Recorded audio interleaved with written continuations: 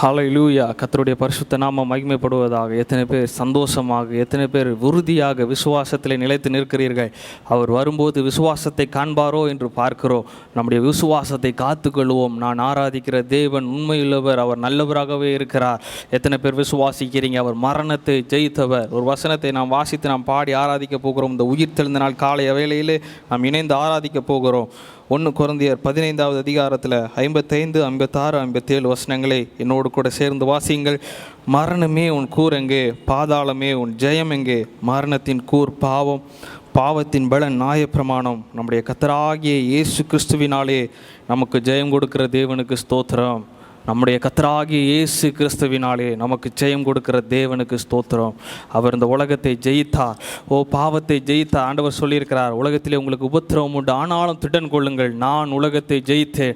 எத்தனை பேர் விசுவாசிக்கிறீங்க? தைரியத்தோடு இருக்கணும். ஒரு நாளும் நீங்கள் சோர்ந்து போகக்கூடாது. பயத்துக்கு இடம் கொடுக்காதீங்க. ஏன்னா வெளிப்படுத்தல் 21:8 சொல்லுகிறது, பயப்படுகிறவர்களும் அவிசுவாசிகளும் இந்த லிஸ்ட்டில் நம்ம ஒரு நாளும் வரக்கூடாது. உறுதியாக வார்த்தையை நம்புங்க. கர்த்தருடைய சித்தம் இல்லாமல் ஒன்று நடக்க போகிறதில்லை. எல்லாருக்கும் தெரிந்த பழைய பாடல், உயிர் தெழுந்தாரே அல்லேலூயா. என் இயேசு மரணத்தை ஜெயித்தவர், வியாதியை ஜெயித்தவர்.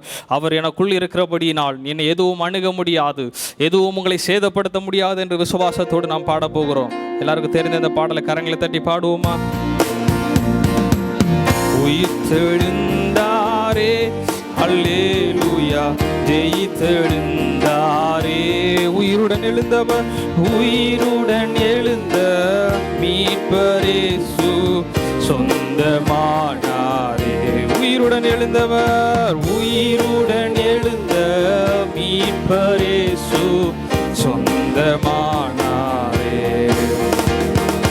கல்லறை திறந்திடவே, கடும் சேவர்கள் நடுங்கிடவே, கல்லறை திறந்திடவே, கடும் சேவர்கள் பயந்திடவே, வல்லவர் இயேசு, வல்லவர் இயேசு உயிர்த்தெழுந்தாரே. வல்ல பிதாவின் செயலிதுவே, வல்லவர் இயேசு.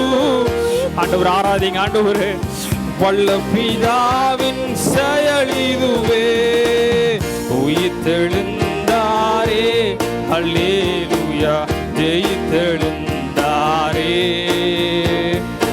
உயிருடன் எழுந்த மீட்பரேசு சொந்தம். உயிருடன் எழுந்தவர், உயிருடன். எத்தனை பேர் விசுவாசிக்கிறீங்க? என் சொந்தமானார், சொந்தமானாரே. மரித்தவர் மத்தியிலே, மரித்தவர் மத்தியிலே, ஜீவ தேவனை தேடுவாரோ. மரித்தவர் மத்தியிலே, ஜீவ தேவனை தேடுவாரோ. நீதியின் அதிபதி, நீதியின் அதிபதி உயிர்த்தெழுந்தாரே. பற்றிய நம்பிக்கை, மரணமே உன் கூரங்கே. நீதியின் அதிபதி உயிர் உறவா, நித்திய நம்பிக்கை பெருவிடுவே. உயிர்த்தெழுந்தாரே அல்லேலூயா, ஜெயித்தெழுந்தாரே. உயிருடன் எழுந்தவர், உயிருடன் எழுந்த மீட்பரேசு சொந்தமானாரே. சேர்ந்து பாடுங்க. உயிருடன் எழுந்த மீட்பரேசு சொந்தமானாரே. எம்மாவூர் சீசர்களின், எம்மாவூர் சீசர்களின் எல்லா மன இருள் நீக்கினாரே. எம்மாவூர் வியாதியை குறித்த பயத்தை நீக்குவார். எல்லா மன இருள் நீக்கினாரே. எம்மன கலக்கங்கள் நீக்கியதாலே எல்லையில்லா பர.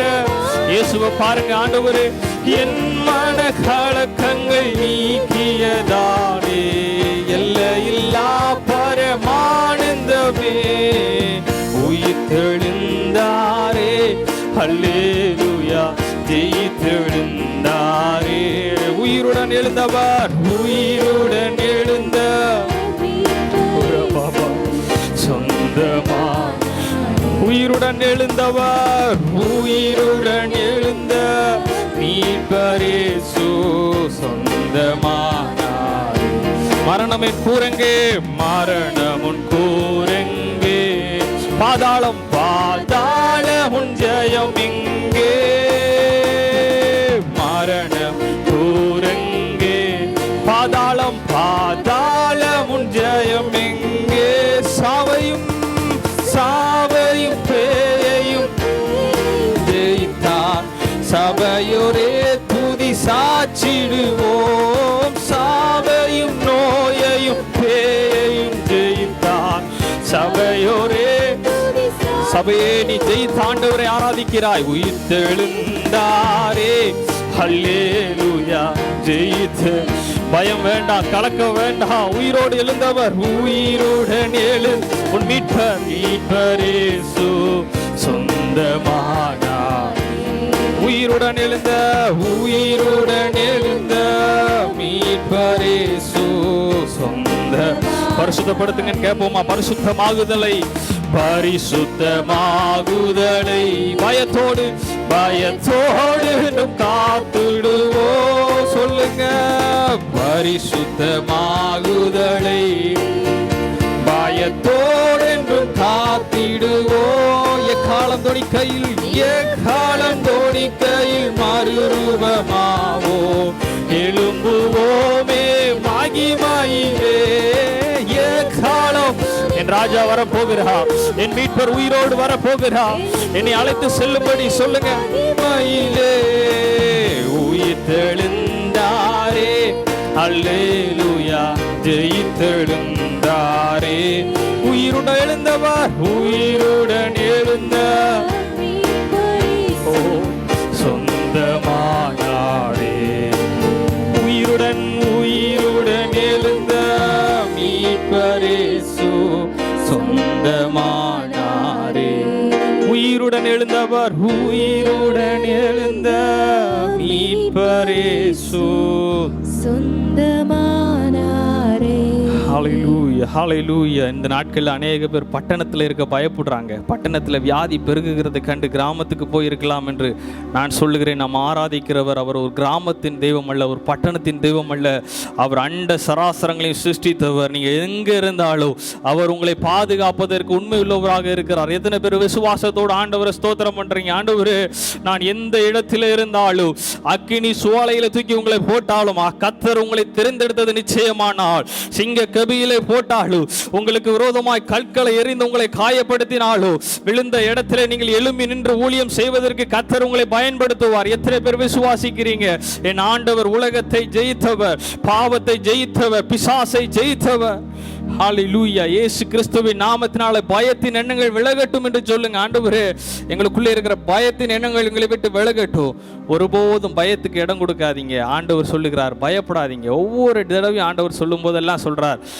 திடீர்னு ஒரு செய்தி வருகிறது, ஜெப ஆலய தலைவருடைய பிள்ளை இறந்துட்டான்னு எல்லாரும் சொல்றாங்க. போதகரை வருத்தப்படுத்தாதுன்னு. அப்போ அந்த ஜெப ஆலய தலைவனை பார்த்து ஆண்டவர் சொல்லுகிறார், பயப்படாது, பயப்படாது, விசுவாசம் உள்ளவனாயிரு. பயம் எல்லாருக்கும் வர்றது தான், ஆனால் விசுவாசம் வரும்போது பூரண அன்பு பயத்தை புறம்பே தள்ளும். தேவன் மேல் ஒழிக்கிற விசுவாசம், இயேசுவின் விசுவாசம் உங்களை பயத்தை புறம்பே தள்ளும். இன்னைக்கு நாம் பாட போகிறோம், மரணமே உன் கூரெங்கே, பாதாளமே உன் ஜெயம் எங்கே.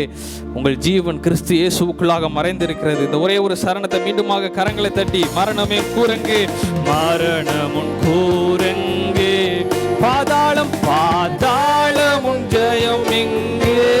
சொல்லுங்க, மரணம் உன் கூரெங்கே, பாதாளம் பாதாளம் உன் ஜெயம் எங்கே.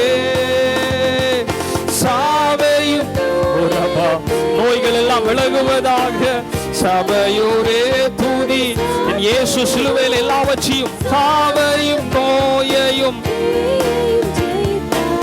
சபையோரே தூதி சாட்சிடுவோ. உயிர்த்தெழுந்தாரே, அல்லேலூயா. ஜெயித்தெழுந்தாரே, உயிருடன் உயிருடன் எழுந்த மீட்பர் இயேசு சொந்தமானார். உயிருடன் உயிருடன் எழுந்த மீட்பர் இயேசு சொந்தமானார். சொல்லுங்க. உயிருடன் உயிருடன் எழுந்த மீட்பரே சொந்தமான என்னையா தேடி நீ ஐயா இயேசுநாதா, உம்மை மறந்த ஓர் துரோகினா. என்னையா தேடி நீ ஐயா இயேசுநாதா, அடிமை உமக்கே இனினா. ஆண்டவருடைய அன்பை உணர்ந்து உம்மை போல் யாரும் இந்த இயேசுநாதா, இந்த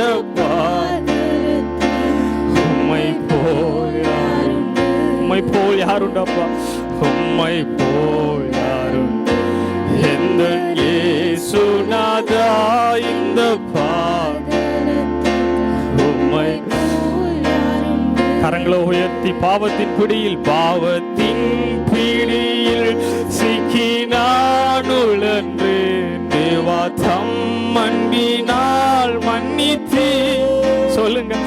பாவத்தின் உளையான சேற்றில் இருந்தப்பா சிக்கினான் தவித்தேன், தேவா தம் அன்பினால் மன்னித்தீ. உம்மை போல் யாருண்டு எந்த இயேசுநாதா, இந்த உம்மை போல் யாருண்டு, உம்மை போல் உம்மை போல் யாருண்டு எந்த இயேசுநாதா, இந்த பரபக்கமோ யாருண்டை போல் யாருண்டு. ஆண்டவர் சொல்லுகிறார், எப்பிராயிமே நான் உன்னை எப்படி மறப்பேன், எப்படி நான் உன்னை கைவிடுவேன். ஆண்டவர் இன்றைக்கு உங்களை பார்த்து அதை தான் சொல்கிறார். மகனே, உனக்காண்டிய ரத்தத்தை சிந்தினே, உனக்காண்டி என் ஜீவனையே கொடுத்தனே, உனக்காண்டி எத்தனை பாடுகளை சகித்தேன், நான் உன்னை எப்படி கைவிடுவேன், உன் பிள்ளைகளை நான் எப்படி மறப்பேன், நீ என்னால் மறக்கப்படுவதில்லை, நீ பயப்படாது, நான் உன்னோடு இருக்கிறேன். ஓ ரபா ஷகதா, விசுவாசத்தோடு வாய்களை திறந்து சொல்லுங்க. என் ஆண்டவர் என்னை நினைத்து கொண்டு இருக்கிறார். அவர் என்னை ஆபத்து நாளிலே தம்முடைய கூடார மறைவிலே ஒளித்து வைக்கிறார். சத்துரு கண்களுக்கு விலக்கி பாதுகாக்கிறார். இயேசுவின் ரத்தம் உங்கள் வீடை சுற்றிலும் இருக்கிறது. விசுவாசத்தோடு என்னை அழைத்தவர் உண்மையுள்ளவர். தெரிந்த ஒரு பழைய பாடலை கூட நம் கரங்களை தட்டி பாட போகிறோம். என்னை அழைத்தவர் உண்மையுள்ளவர், அன்பின் வாக்கு தத்தங்களை தந்தவர், என் வழிகளில் என்னை காப்பவர், என்றும் என்னை நடத்திடுவார். எந்த தேவன் எந்தெனிக்கும் உள்ள சதா காலமும் நம்முடைய தேவன் மரண பரியந்தம் நம்மை நடத்துகிறவர். எத்தனை பேர் விசுவாசிக்கிறீங்க? அவர் உங்களை நடத்துவார், அவர் உங்களை நடத்துவார், அவர் உங்களை தாங்குவார், ஏந்துவார், சுமப்பார், தப்புவிப்பார்.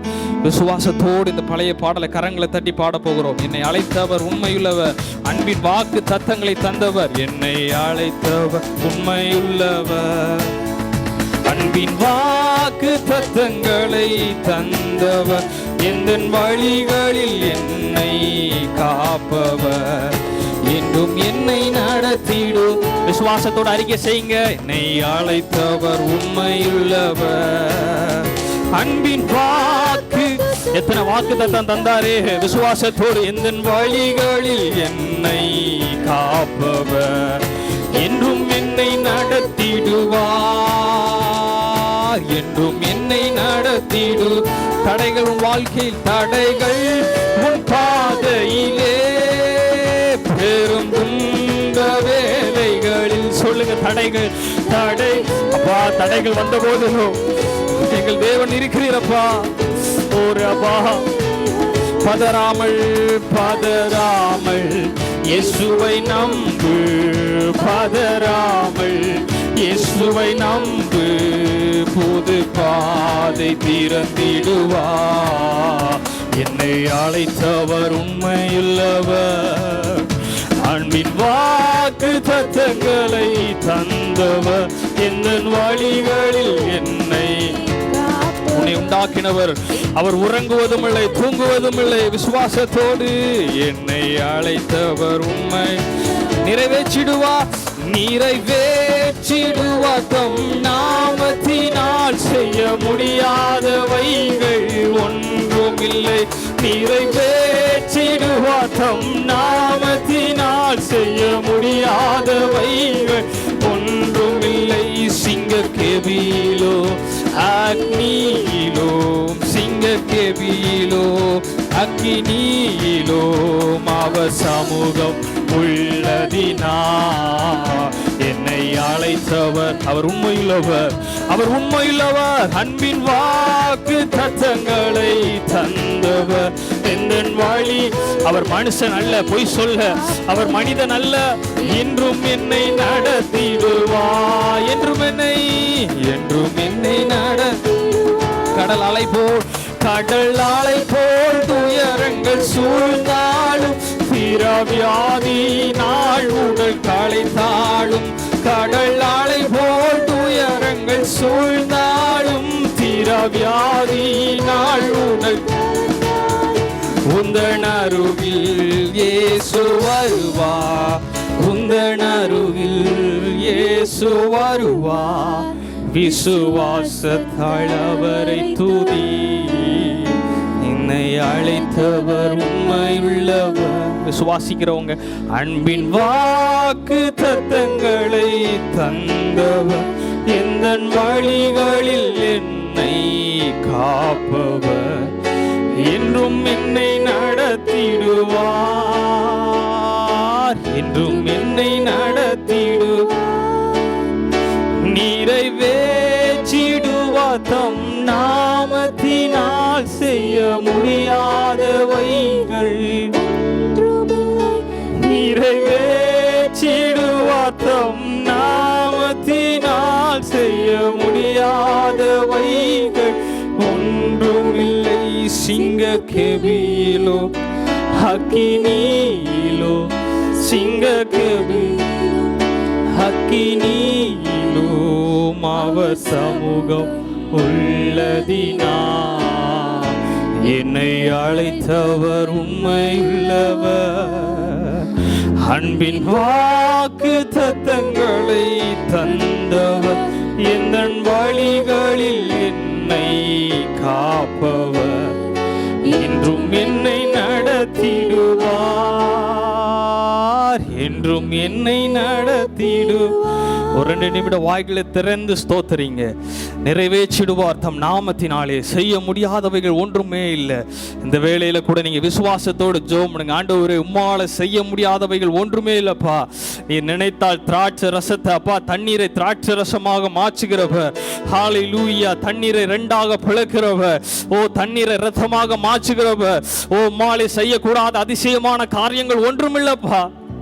இந்த நேரத்தில் இன்னைக்கு அநேகர் சொல்கிறாங்க, எல்லா வாசலும் எனக்கு அடைக்கப்பட்டு இருக்கிறது, வேலைக்கு போக முடியலை, ஊழியம் செய்ய முடியலை, எனக்கு ஆண்டவருக்காண்டி ஓட முடியலை, எத்தனையோ விதத்தில் நான் அடைக்கப்பட்டு இருக்கிறேன். நான் சொல்கிறேன், ஓ, எத்தனை கதவுகள் அடைக்கப்பட்டாலோ வானத்தின் கதவுகள், ஒத்தாசி வரும் கதவுகளை ஒருவரும் அடைக்க முடியாது.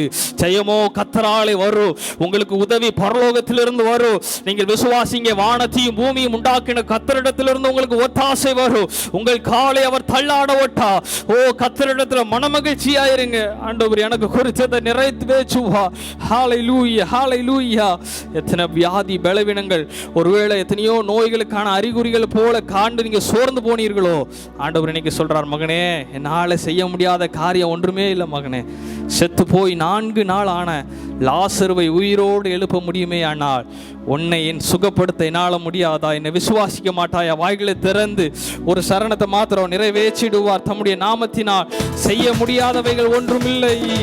நிறைவேற்றிடுவார் தம் நாமத்தினால், செய்ய முடியாதவைகள் ஒன்றுமில்லை.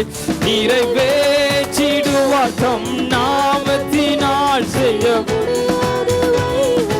ஒன்றுமில்லை.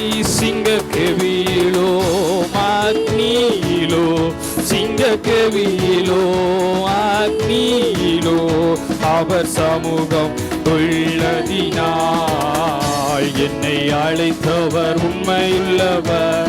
அன்பின் வாக்கு தத்தங்களை எந்தன் வழிகளில் என்னை காப்பவர், என்றும் என்னை நடத்திடுவா, என்றும் என்னை நடத்திடுவா. அற்புதமே அவர் நடத்துதலே, ஆனந்தமே பரமானந்தமே, நன்றியால் உள்ளமே அல்லேலூயா துதி சாட்சிடு.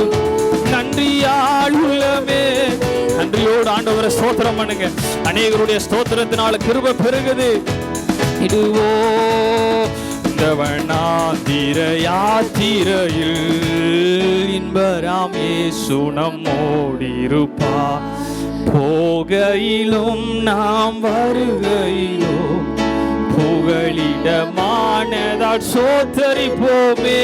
அற்புதமே அவர் நடத்துதலே, ஆனந்தமே பரமானந்தமே. நன்றியாளுமே நீங்க பொங்கிடுதே, துதி சாட்சிடுவோம். நன்றியாளுமே நாம் அல்லேலூயா துதி சாட்சிடு.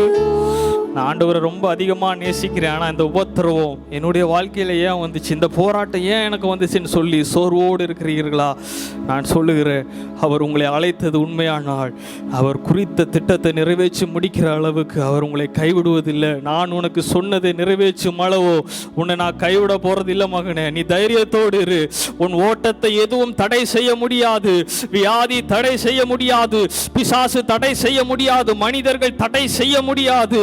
கர்த்தர் உன்னை மீண்டுமாக எழும்ப பண்ணுவார். சோர்ந்து போகாதே, பலத்தோடு ஆண்டவரை ஸ்தோத்திரம் பண்ணு. ஆண்டவரே நீ நல்லவர். ஆண்டவரே கல்வாரி சிலுவையை நோக்கி பாருங்க. நமக்கு சிலுவை தான் நமக்கு தஞ்சம், சிலுவை தான் நமக்கு தஞ்சம். ஆண்டவரே உம்மை சிலுவையை நோக்கி பார்க்கிறோம். ஆண்டவரே அன்றைக்கு மோசேயினாலே வெண்கல சர்ப்பம் வனாந்திரத்தில் உயர்த்தப்பட்டது போல இன்றைக்கு ஆண்டவராகிய இயேசு கிறிஸ்து யாரெல்லாம் அவரை நோக்கி பார்க்கார்களோ அவர்கள் முகங்கள் பிரகாசம் அடையும், அவர்கள் சரீரத்தில் ஜீவன் உண்டாகும், சுகம் உண்டாகும். இன்னைக்கு நாம் ஆண்டவரை நோக்கி பார்க்க போகிறோம். ஆண்டவரே உம்முடைய அன்பினால் எங்களை நிரப்பும். கல்வாரி சிநேகத்தினாலே நாம் ஆராதித்து முடிக்க போகிறோம். கல்வாரி ஸ்நேகம் கரைத்திடும் என்னை, கல்மணமாச்சி கரைந்தோட செய்யும். இன்னைக்கு நம்ம சுற்றி எவ்வளோ வியாதிகள் பெருகிறத பார்க்கிறோம். ஆனால் நம்முடைய ஜெபம் பெருகி இருக்கிறதா? நம்முடைய வேத தியானம் பெருகி இருக்கிறதா? நம்ம தேவனோடு உள்ள ஐக்கியம் பெருகி இருக்கிறதா? ஆண்டவர் இன்னைக்கு எதிர்பார்க்கிறார். மகனே, உன் கல்லான இருதயம் என்றைக்கு உடைய போகிறது? உன் கல்லான இருதயத்தை உடைய ஒப்பு கொடுப்பாயா? சிலுவை அன்புக்கு நேராக வருவாயா என்று கர்த்தர் அழைக்கிறார். ஆண்டவருடைய அன்புக்கு நேராக நம்மை அர்ப்பணித்து கல்வாரி சிநேகம் கரைத்திடும் என்னை, கல்மணமாச்சி கரைந்தோட செய்யும். எத்தனை பேர் விசுவாசிக்கிறீங்க அந்த பாடலை? எல்லாரும் தெரிந்த அந்த பாடலை ஆண்டவரே உம்மை ஆராதிக்கிறோம். ஆண்டவரே உம்முடைய அன்பின் ஆலயங்களை நிரப்புங்க ஆண்டவரே என்று சொல்லி. கல்வாரி ஸ்நேகம் கரைத்திடும் என்னை, கல்மணமாச்சி கரைத்தோட செய்யும். கல்வாரி ஸ்நேகம் கரைத்திடும் என்னை, கல்மணமாச்சி கரைந்தோட செய்யும். கல்வாரி ஸ்நேகம் இருண்டதோர் வாழ்வு இன்னமும் வாழ்வோ, இனியாவது திருமுகம் காண. இருண்டதோர் வாழ்வு இன்னமும் வாழ்வோ, இனியாவது ராஜா ராஜாவும் ஸ்நேகோ பெருகட்டு. கேளுங்க ஆண்டவர் உம்முடைய அன்பு ராஜாவும் ஸ்நேகோ பெருகட்டும் என்னும் காணுவோம் உம்மை காணட்டோ. கல்வாரி ஸ்நேகோ கரைத்திடும் என்னை, கல்மணமாச்சி கரைந்தோட செய்யோ. கல்வாரி ஸ்நேகோ அற்பமான வாழ்வு அற்புதமாய் மாற அனைத்தையும் ஆட்கொள்ளும் தேவா. அற்பமான வாழ்வு எத்தனை பேர் ஒப்பு கொடுக்கீங்க? ஆண்டவரே என் அற்பமான இந்த வாழ்வை ஆட்கொள்ளும் தேவா. நான் சிறுகவும் நீ பெருகவும், நான் சிறுகவும் நீ பெருகவும், ஜீவத்திரியா எடுத்தாட்கொள்ளு. கல்வாரி ஸ்நேகோ கரைத்திடும் என்னை, கல்மணமாச்சி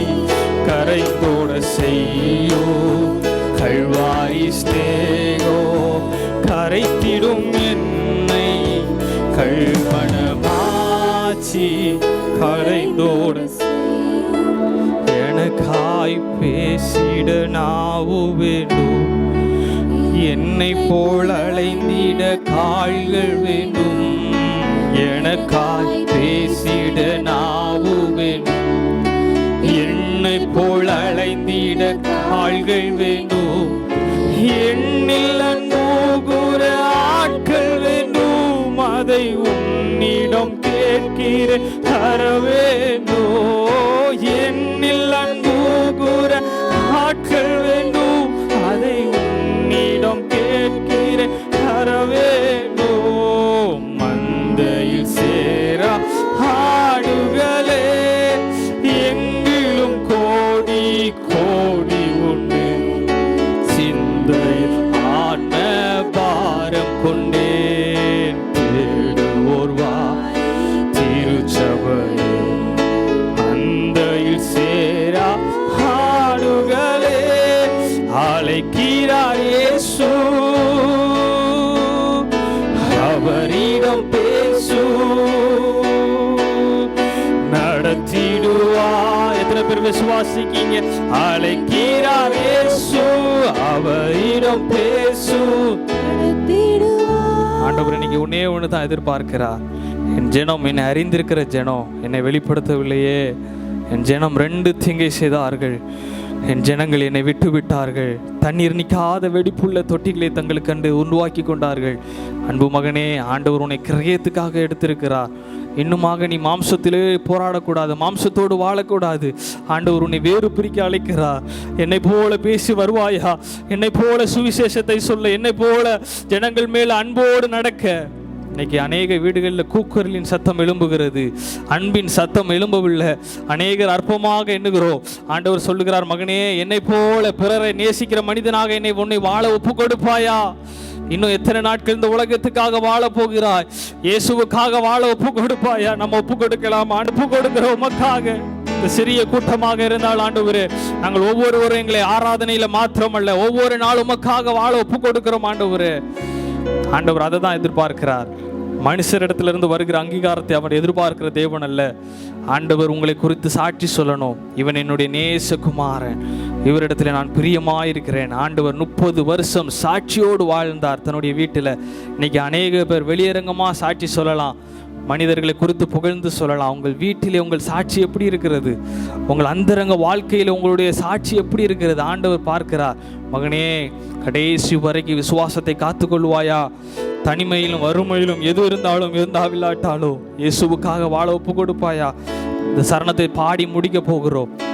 தனிமையிலும் வறுமையிலும் லாசரு போன்று நின்றவர்கள், யாசித்தாலும் மோசித்தாலும் விசுவாசத்தை காத்தவர்கள், அழகாய் நிற்கும் யார் இவர்கள்? திரளாய் நிற்கும் யார் இவர்கள்? சேனை தலைவரா இயேசுவின் போர்க்களத்தில் அழகாய் நிற்கும் யார் இவர்கள்? சேனை தலைவரா இயேசுவின் போர்க்களத்தில் அழகாய் நிற்கும் யார் இவர்? ஆண்டவர் உன்னை பார்த்து சொல்லுகிறார், இந்த நாளிலே உன்னை அர்ப்பணிப்பாயா? மீதமுள்ள வாழ்க்கையை எனக்காக வாழ ஒப்பு கொடுப்பாயா? உன்னிடத்திலிருந்து நான் வெளிப்பட விரும்புகிறேன் மகனே. உனக்காக என் ரத்தத்தை சிந்தினேன், உனக்காக நான் எல்லாவற்றையும் செய்து முடித்திருக்கிறேன். நீ உன் வாழ்க்கையை மாத்திர என்னிடத்துல ஒப்புக்கொடு. மீதியான அனைத்து நாட்களும் நான் உன்னை நடத்துவேன். ஓ, எகிப்திலே நடந்தது போல, உன்னை புறப்பட்ட நாளிலே நடந்தது போல உன்னை அதிசயங்களை காண பண்ணுவேன். தடைகள் விலகும், திறந்த வாசலை உனக்கு முன்பதாக நான் வைப்பதற்கு ஆயத்தமா இருக்கிறேன் என்று கர்த்தர் சொல்லுகிறார். எல்லாரும் வாய்களை திறந்து ஒப்பு கொடுப்போம். ஆண்டவரே, எங்கள் ஆராதனை ஏற்றுக்கொள்ளுங்க. பரிசுத்தத்தோடு உம்மை ஆராதித்த ஒவ்வொருவரையும் ஆசீர்வதிப்பீராக ஆண்டவரே. ஆண்டவரே, கடைசி வரைக்கும் விசுவாசத்தை காத்துக்கொள்ள எங்களை அர்ப்பணிக்கிறோம். தொடர்ந்து செய்தி வேளையில் எங்களோடு இடைபடுங்கப்பா. இயேசுவின் மூலம் ஜெபிக்கிறோம் நல்ல பிதாவே, ஆமென். கர்த்தர் நம்ம ஒவ்வொருவரையும் ஆசீர்வதிப்பார். தொடர்ந்து நாம் இணைந்திருப்போம். கர்த்தர் உங்களை ஆசீர்வதிப்பாராக. ஆமென். அருமையான பாஸ்டர் ஜான் கிறிஸ்டோபர் அவர்கள் தோபாலிலிருந்து நம்ம மத்தியில் வந்திருக்கிறாங்க. போன வருஷமும் டிசம்பர் மாதத்தில் கர்த்தர் தம்முடைய தாசனை சுவிசேஷத்தின் சம்பூர்ணமான ஆசீர்வாதத்தோடு கொண்டு வந்து சபை பலப்பட பக்தி விருத்தி அடைய ஆசீர்வதிக்கப்பட பயன்படுத்தினார் கர்த்தர். இதுபோல் இந்த நாளிலும் அவங்களும் பாஸ்டர்மா மகன் அவங்களோடு தேவனுடைய ஊழியர் அவங்களோடு வந்திருக்கிற குழுவினர் வந்திருக்கிறாங்க. தொடர்ந்து பாஸ்டிய மற்ற காரியங்கள் எல்லாம் நம்மத்தில் அறிவித்து அவங்க பாட இருக்கிறாங்க. பாடின பிற்பாடு தொடர்ந்து தேவனுடைய வார்த்தையை ஜபத்தோடு கர்த்தருடைய பிரசன்னத்தோடு நம்மத்தில் தேவ மனிதர் கொண்டு வர இருக்கிறாங்க. நீண்ட பிரயாணம் பண்ணி அவங்களுக்கு ஏராளமான ஊழியங்கள் அவைகள் மத்தியில் நம்முடைய அழைப்பை ஏற்று நம்முடைய சபைக்கு ஆண்டவர் ஒரு சித்தத்தோடு ஒரு நோக்கத்தோடு கொண்டு வந்திருக்கிறார். அதை நிறைவேற்றி ஜெபித்துக் கொள்ளுங்கள். எல்லாரும் உட்காருவோம். கரங்களை தட்டி கர்த்தருடைய தாசனை அவருடைய குழுவினரை வரவேற்கலாமா? எங்களுக்கு இந்த வாய்ப்பை தந்த ஊழியக்காரருக்கு நன்றி செலுத்தி நாங்கள் பாடுகிறோம். உங்களுக்கு எல்லாரும் தெரிந்ததென்றால் கரங்களை தட்டி எல்லாரும் உற்சாகத்தோடு பாடுங்கள். உங்க வருகைக்காக என்னை ஆயத்தப்படுத்துங்கப்பா, உங்க வருகையில நான் நம்மோடு வரணுமப்பா, உங்க வருகைக்காக என்னை ஆயத்தப்படுத்துங்கப்பா, உங்க வருகையில நான் உம்மோடு வரணுமப்பா, ஆயத்தமாகணுமே இன்னும் ஆயத்தமாகணுமே, உங்க வருகைக்காக ஆயத்தமாகணுமே, ஆயத்தமாகணுமே இன்னும் ஆயத்தப்படுத்தணுமே, இந்த உலகை நான் ஆதாயப்படுத்தணுமே, உமக்காக இந்த உலகை நான் ஆதாயப்படுத்தணுமே, உங்க வருகைக்காக என்னை ஆயத்தப்படுத்துங்கப்பா, உங்க வருகையில நான் உம்மோடு வரணுமப்பா, உங்க வருகைக்காக என்னை ஆயத்தப்படுத்துங்கப்பா, கடைசி கால அடையாளங்கள் நடக்கின்றதே, வருகைக்கான காரியங்கள் நடக்கின்றதே, கடைசி கால அடையாளங்கள் நடக்கின்றதே, வருகைக்கான காரியங்கள் நடக்கின்றதே, ஆவியாத்ம சரீரமெல்லாம் பரிசுத்தமாகணுமே, ஆவியாத்ம சரீரமெல்லாம் பரிசுத்தமாகணுமே, உமக்காக ஆயத்தமாகணுமே, ஏசப்பா இன்னும் உமக்காக ஆயத்தமாகணுமே, ஆயத்தமாகணுமே இன்னும் ஆயத்தமாகணுமே, உங்க வருகைக்காக ஆயத்தமாகணுமே, ஆயத்தமாகணுமே இன்னும் ஆயத்தமாகணுமே, இந்த உலகை நான் ஆதாயப்படுத்தணுமே, உமக்காக இந்த உலகை நான் ஆதாயப்படுத்தணுமே, சபைகள் எல்லாம் ஊக்கமாக ஜெபிக்கணுமே, வைராக்கியமாக ஜெபிக்கணுமே, சபைகள் எல்லாம் ஊக்கமாக ஜெபிக்கணுமே, வைராக்கியமாக ஜெபிக்கணுமே, தேசத்திற்காக நிற்கணுமே, தேசத்திற்காக திறப்பில் நிற்கணுமே, உமக்காக ஆயத்தமாகணுமே, ஏசப்பா இன்னும் உமக்காக ஆயத்தமாகணுமே, ஆயத்தமாகணுமே இன்னும் ஆயத்தமாகணுமே, உமக்காக ஆயத்தமாகணுமே, ஆயத்தமாகணுமே இன்னும் ஆயத்தப்படுத்தணுமே, இந்த உலகை நான் ஆதாயப்படுத்தணுமே, உமக்காக இந்த உலகை நான் ஆதாயப்படுத்தணுமே, உங்க வருகைக்காக ஆயத்தப்படுத்துங்கப்பா,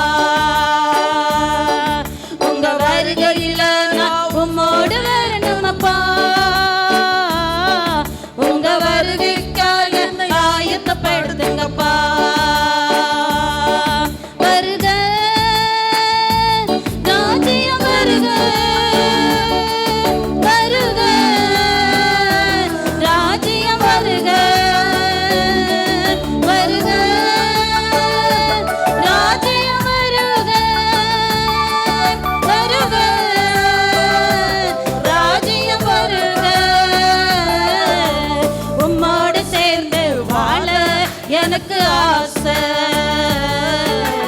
உம்மோடு சேர்ந்து வாழ எனக்கு ஆசை. வருக ராஜ்யம் வருக, வருக ராஜ்யம் வருக. உம்மோடு சேர்ந்து வாழ நமக்கு ஆசை. உம்மோடு சேர்ந்து வாழ எனக்கு ஆசை.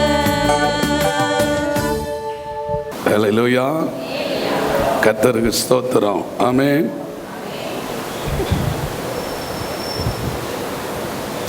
திடீர்னு ஒரு அறிவிப்பு கொடுத்து வாரத்தின் இடைநாளில் இவ்வளவு பேர் வந்திருக்கிறீங்கன்னா உண்மையிலேயே தேவன் இந்த சபையை நேசிக்கிறார், ஊழியரை நேசிக்கிறார். உங்க மேல ஆண்டவர் மிக அன்பாக இருக்கிறார். எங்க சபை தான் பெருசு, இடக்கூட்டமாக இடையில ஒரு திடீர்னு ஒரு கூட்டம் வச்சாலாம் வந்துட மாட்டாங்க, இதெல்லாம் ரொம்ப பிஸின்னு சொல்லிடுவாங்க. ஆனால் நீங்கள் உங்கள் ஊழியக்காரனுடைய வார்த்தைக்கு மதிப்பு கொடுத்து கீழ்ப்படிந்து அந்த மேய்ப்பனுக்கு கீழ்ப்படிக்கிற ஆடாக இருக்கிறதுனால நிச்சயமாக ஆண்டவருடைய வருகையில நீங்கள் காணப்படுவீங்க. கடந்த ஆண்டு நான் இங்கு வரும்போது என்ன பிரசங்கம் பண்ணினேன் அப்படின்னு யாருக்காவது மனதில் ஞாபகம் இருக்கா? Very good. ஹல்லேலூயா. யாரும் மனதில் வைக்க முடியாது. யாருமே எப்படி மனதில் வைக்க முடியும்? கடந்த வருஷம் இவர் வந்தார், எத்தனை பாஸ்டர்ஸ் வந்திருப்பாங்க, எத்தனை ஊழியக்காரங்க வந்திருப்பாங்க, இவர் என்ன பேசினார் அப்படின்னு யார் மனதில் வைக்க முடியும்? யூடியூப்பில் அனுதினம் எத்தனையோ ஆயிரம் பிரசங்கம் வருது. என்னிடத்துல கேட்டா நான் என்ன பிரசங்கம் பண்ணினேங்கன்னு யாராவது ஊழியக்காரங்க கேட்டால் என்னால் சொல்ல தெரியாது. ஆனால் உங்கள் பாஸ்டர் பிள்ளைங்க விசுவாசிகள் எல்லாம் அந்த அளவுக்கு கவனமாக இருப்பதை நினைத்து கர்த்தரை துதிக்கிறேன். அதனால தான் சபை வளருது. அப்போஸ்தல நடவடிக்கைகள் 2 என்றாலே அது ஒரு பெரிய எழுப்புதல். ஆமென். அல்லேலூயா. நான் கடந்த பிப்ரவரி மாதம் ஒமான் நாட்டில் இருந்தேன். அந்த மஸ்கட் தேசத்தில் கர்த்தருடைய ஊழியத்தை நிறைவேற்றி கொண்டிருக்கும் போது ஆண்டவர் இந்த அப்போஸ்தல நடவடிக்கைகள் 2வது அதிகாரத்தை குறித்து ஒரு பாடலை கொடுத்தார். அந்த பாடலை நான் அந்த பகுதியில் பெருவாரியான சபைகளில் பாடினேன். ஒரு 12 நாள் ஊழியம் பாடி அந்த தேசத்துக்கு நற்செய்தியை அறிவித்தேன். ஆண்டவர் அந்த தேசத்தில் ஒரு பெரிய மாறுதலை கொண்டு வந்தார். மகிமை கர்த்தருக்குரியதாகட்டும்.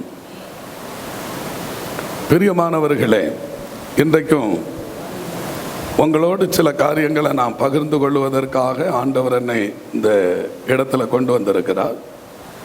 நான் முக்கியமாக சொல்லுகிற ஒரு வேத வசனத்தை நீங்கள் எடுத்துக்கொள்ளுங்க. உங்களுக்காக ஆண்டவர் சொன்னது, அதை தொடர்ந்து எனக்கு சபையில் நான் ஞாயிற்றுக்கிழமை சொன்ன சில ரகசியங்களை உங்களுக்கு சொல்லி உங்களுக்காக ஜெபிக்க போகிறேன். ஆண்டவர் எங்கள் சபையில் கடந்த ஞாயிற்றுக்கிழமை அதிகாலை 5 மணி ஆராதனை, 2வது ஆராதனை 7:30 மணி, 10:30 மணி ஆராதனை, இந்த 3 ஆராதனைகளிலேயும் பரிசுத்த ஆவியானவர் வெளிப்படுத்தின காரியத்தை உங்களுக்கு சுருக்கமாக சொல்லுகிறேன். ஆமேன்னு சொல்லுங்க. அந்த 3 ஆராதனையிலையும் அதை 3 பாகங்களாக பிரித்து பேசினேன். அதை உங்களுக்கு ரொம்ப சுருக்கி சொல்லுகிறேன். பாருங்க, நான் வந்ததே கரெக்டாக 12 மணிக்கு இங்கே இருக்கணும் அப்படின்னு வந்தேன். 12:30 தான் நாங்கள் வர முடிந்தது. நேரம் போயிட்டே இருக்குது.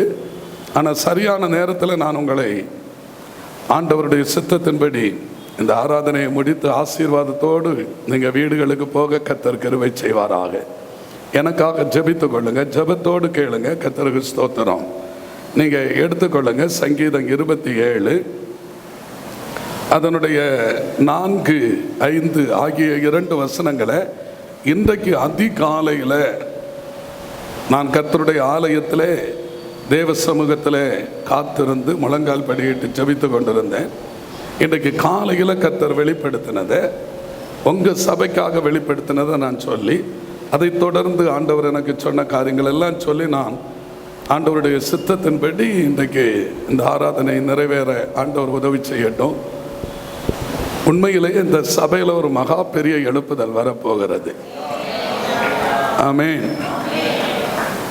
இந்த வருடம் அந்த ஒமான் நாட்டு ஊழியத்தை முடிச்சுட்டு அநேக கன்வென்ஷன் இருந்தது. ஒரு கன்வென்ஷன் கூட எல்லாரும் பயந்து பாஸ்டர் வேண்டாம் அப்படின்னு தான் சொன்னாங்க. நான் சொன்னேன் வர்றேன், நான் வர்றேன், நீங்கள் ரெடியா, நான் ரெடி அப்படின்னு சொன்னேன். இல்லை இல்லை பிரச்சனை ஆயிரும், கொரோனா காலம்னாங்க. பேசாமல் இருந்துட்டேன். கர்த்தருக்கு ஸ்தோத்திரம். ஆனாலும் உங்கள் ஊழியக்காரர் தேவ மனுஷன் எப்படியாகிலும் இந்த வருஷமும் இந்த சபையில் அப்பிரயோஜனமான அடியான் வந்து ஆண்டவரை மாத்திரம் மகிமைப்படுத்த வந்திருக்கிறேன். ஆமேன் சொல்லுங்க. எனக்கு தெரிந்த பிரசங்கத்தை நான் பிரசங்கம் பண்ண வரல. ஆமேன். தெய்வீக பிரசன்னத்தை இன்றைக்கு உங்க மத்தியில் கர்த்தர் வெளிப்படுத்த போகிறார். ஆகவே அது உங்களுக்கு நிச்சயமாக பிரயோஜனமாக இருக்கும் என்று கர்த்தருக்குள் விசுவாசிக்கிறேன். சங்கீதம் 27 அதனுடைய 4, 5 ஆகிய வசனங்களை முதல்ல வாசிக்க கேட்போம். கர்த்தரிடத்தில் ஒன்றை நான் கேட்டேன், கர்த்தரிடத்தில் ஒன்றை நான் கேட்டேன், அதையே நாடுவேன், அதையே நாடுவேன். நான் கர்த்தருடைய மகிமையை பார்க்கும்படியாகவும், நான் கர்த்தருடைய மகிமையை பார்க்கும்படியாகவும், அவருடைய ஆலயத்தில் ஆராய்ச்சி செய்யும்படியாகவும், அவருடைய ஆலயத்தில் ஆராய்ச்சி செய்யும்படியாகவும், நான் என் ஜீவனுள்ள நாளெல்லாம், நான் என் ஜீவனுள்ள நாளெல்லாம் கர்த்தருடைய ஆலயத்தில் தங்கியிருப்பதையே நாடுவேன். கர்த்தருடைய ஆலயத்தில் தங்கியிருப்பதையே நாடுகிறேன். சங்கீதக்காரனுக்கு ஒரே ஒரு விண்ணப்பம், நான் கர்த்தருடைய ஆலயத்தில் தங்கி இருக்கணும். அவருக்கு தெரியும் கர்த்தருடைய ஆலயத்தில் ஒரு மனுஷன் தங்கி இருந்தா கண்டிப்பா பரலோகத்துக்கு போயிடுவான். ஆமேன்னு சொல்லுங்களே. அல்லேலூயா. ஏன்னா சபையைத்தான் கர்த்தர் எடுக்க வரப்போகிறார். ஆமேன். அல்லேலூயா. கர்த்தருக்கு ஸ்தோத்திரம். எத்தனை பேர் அதை நம்புறீங்க? அல்லேலூயா. ஆகவே தான் சபைக்கு எதிராக சாத்தான் பயங்கரமா போராடுறான். நீங்க வீட்டில் நல்லா ஜெபம் பண்ணுங்க, தவறில்லை. நீங்க எங்க வேண்டுமென்றாலும் கூடி கூடி ஜெபம் பண்ணுங்க, தவறே கிடையாது. ஆனா ஆலயத்தில் கூடி ஜெபிக்கிறது தான் பிசாசு ரொம்ப எதிர்ப்பான். ஆகவே அவனுக்கு தெரியும் சபை தான் எடுத்துக்கொள்ளப்படும். அல்லேலூயா. அப்போ நான் ஒன்றை கேட்கிறேன் அப்படி என்று இங்கு சங்கீதக்காரன் தாவீது ஆண்டவரிடத்தில் கேட்கிறார். நான் என் வாழ்க்கையில் 1998ஆம் ஆண்டு சவுதி அரேபியாவில் வைத்து நான் ரட்சிக்கப்பட்டேன். 94ஆம் ஆண்டு. அல்லேலூயா. நான் ஒரு பரம்பரையான CSI குடும்பத்தின் பின்னணியத்தில் வாழ்ந்தவன். ஆனால் சவுதி அரேபியாவில் வைத்து தான் ஆண்டவர் என்னை சந்தித்தார், என்னை ரட்சித்தார். அப்போ நான் ஆண்டவரிடத்தில் கேட்ட ஒரே ஒரு காரியம், நான் என்ன வேணும்னாலும் ஊழியத்தில் செய்கிறதுக்கு வர்றேன், ஆனால் ஒரே ஒரு காரியம், நான் ஆண்டவருடைய ராஜ்யத்துக்கு வரணும். ஆமென். வேற எதையுமே நான் கேட்கல. கர்த்தரிடத்தில் ஒன்றை கேட்டேன், அதையே நாடுவேன். யாராவது அப்படி வாழ்க்கையில் கேட்டிருக்கிறீங்களா? அப்படி கேட்டீங்கன்னா பிரச்சனை தான். அல்லேலூயா. அதை கேட்காம இருந்தால் பிரச்சனை குறைவு தான். என் பரலோகத்துக்கு மட்டும் நான் வரணும். அதான் இந்த பாடலை பிள்ளைங்களுக்கு வேனில் வச்சு அப்படியே ட்ரெயின் அப் பண்ணி அதை பாடுறதுக்கே பெரிய பிரச்சனை. அதை பாடுறதுக்கே பெரிய பிரச்சனை. ஒருத்தர் சொல்கிறாரு, எனக்கு இந்த ராகம் ஒத்து வராதப்பா அப்படிங்கிறாரு. நான் சொல்கிறேன், என் ராகம் ஒத்து வருதோ இல்லையோ இதை பாடி தான் ஆகணும். ஆமேன்னு சொல்லுங்க. ஆமாம், இதுக்கு தானே நம்ம வந்திருக்கிறோம். அல்லேலூயா. அப்போது பாருங்க, பரலோகத்துக்கு போகணும்னு யாராவது விரும்பினா பல பிரச்சனைகள் வரும். அதில் ஒரு பிரச்சனை எனக்கு என்னன்னா, நான் அந்த சவுதி அரேபியாவில் ஊழியம் செய்து கொண்டிருக்கும் போது ஆண்டவரை மறுதலிக்கக்கூடிய ஒரு பயங்கரமான நிலை வந்தது. சவுதி அரேபியாவில் ஒரு 25 வருஷத்துக்கு முன்னே நீங்கள் பார்த்தீங்கன்னா, இந்த பைபிளை பற்றி யாராவது பிரசங்கம் பண்ணினா அவங்கள பிடிச்சி தலையை பப்ளிக்காக வச்சு வெட்டுவாங்க. அப்படி அநேக பரிசுத்தவான்களுடைய தலை வெட்டப்பட்டது. பல பரிசுத்தவான்களுடைய தலை மொட்டை அடிக்கப்பட்டு அவங்க இந்தியாவுக்கு வரும்போது சாகிற அளவுக்கு அடித்து அனுப்பி வருவாங்க. இல்லைன்னா சிலரை இன்ஜெக்ஷன் போட்டு இந்தியாவில் வந்து ஒரு 10-15 நாளுக்குள்ளே அந்த நபர் செத்து போவாங்க. அப்படி செய்வாங்க. அப்போ நான் சவுதி அரேபியாவில் ஜெயிலுக்குள்ளே இருக்கிறேன். அங்கே ஊழியம் செய்து ஜெயிலுக்குள்ளே இருக்கிறேன். ஜெயிலுக்குள்ளே இருக்கும்போது என்னிடத்துல வந்து சொல்கிறாங்க, இயேசு தேவகுமாரன் அல்ல என்று மறுதளித்தா உடனே நாங்கள் என்ன செய்கிறோம், விடுதலை ஆக்குகிறோம். ஆமேன்னு சொல்லுங்க. எல்லாரும் கைதிகள் எல்லாம் கூடி இருக்கிறாங்க. நான் அவங்க நடுவில் எழும்பி நின்று இயேசுதான் தேவகுமாரன் பிரசங்கம் பண்ணினேன். மறுதளிக்கிறதுக்கு ஒரு முகாந்திரத்தை சாத்தான் உருவாக்குறான். எப்படியாவது மறுதளிச்சா போதும். அப்போ என் பக்கத்தில் இருக்கிறவங்க எல்லாரும் சொல்கிறாங்க, அந்த ஒரு வார்த்தை தானே இந்தியாவில் போய் நீங்கள் பேசிக்கிடுங்க சொல்லுங்கன்னு தட்டி தட்டி பார்க்குறாங்க. நான் எழும்பி நின்று இயேசுதான் தேவகுமாரன்னு சொல்லிட்டு இருக்கிறேன். அதிகாரிகளுக்கு முன்னே AK-47 வச்சிருக்கிறாங்க. AK-47 வச்சுட்டு சுட்டுருவேன் அப்படின்னு மிரட்டுறாங்க. நான் கண்டுக்கிடவே இல்லை. கண்ணை மூடிட்டு திரும்ப இயேசு தேவகுமாரன்னு சொல்லிட்டே இருக்கிறேன். அல்லேலூயா, அல்லேலூயா. பாருங்க, இயேசு தேவகுமாரன்னு சொன்னா உடனே பதில் வரல, அடிதான் கிடைச்சது. அவன் சொல்லுங்க. அதனால என்ன ரொம்ப அடித்து எல்லாரும் முன்னால அப்படி ஒரு மிருகத்தை கூட அடிக்கக்கூடாது, அப்படி அடித்து என்னை இருட்டறையில் மரண பரியந்த இருட்டறை என்று அடைத்து வைத்திருந்தாங்க. ஆமேன். அப்படி நான் அந்த இருட்டறையில் இருக்கும்போது அந்த சக கைதிகள் என்னிடத்துல சொன்னாங்க, நீங்கள் ஏன் பிரதர் இப்படி பண்ணிட்டீங்க, நீங்கள் ஒரு வார்த்தை சொன்னால் விடுதலையாகி போயிருப்பீங்களே, அதில் என்ன இருக்கு? அவங்களுக்கு பதிலே சொல்லலை. ஒரு பதிலும் சொல்ல சில நேரங்களில் நம்மளால் பதில் சொல்லவே முடியாது. சில கேள்விகள் கேட்கும்போது பதில் சொல்லவே முடியாது. ஆமேன். நான் ஒரு பதிலும் சொல்லலை. 40 நாட்கள் இருட்டறையில் இருக்கிறேன். இருட்டறையில் இருக்கும்போது நான் ஜெபித்து கொண்டே இருந்தேன். அந்த இருட்டறையில் ஜெபித்து கொண்டே இருக்கும்போது அந்த நாட்டினுடைய பெருநாள், அந்த ராஜாவினுடைய பிறந்த நாள், இதெல்லாம் சேர்ந்து வந்ததும் பண்டிகை தோறும் அவங்க கைதியை விடுவிப்பாங்க, ஒரு கைதியை.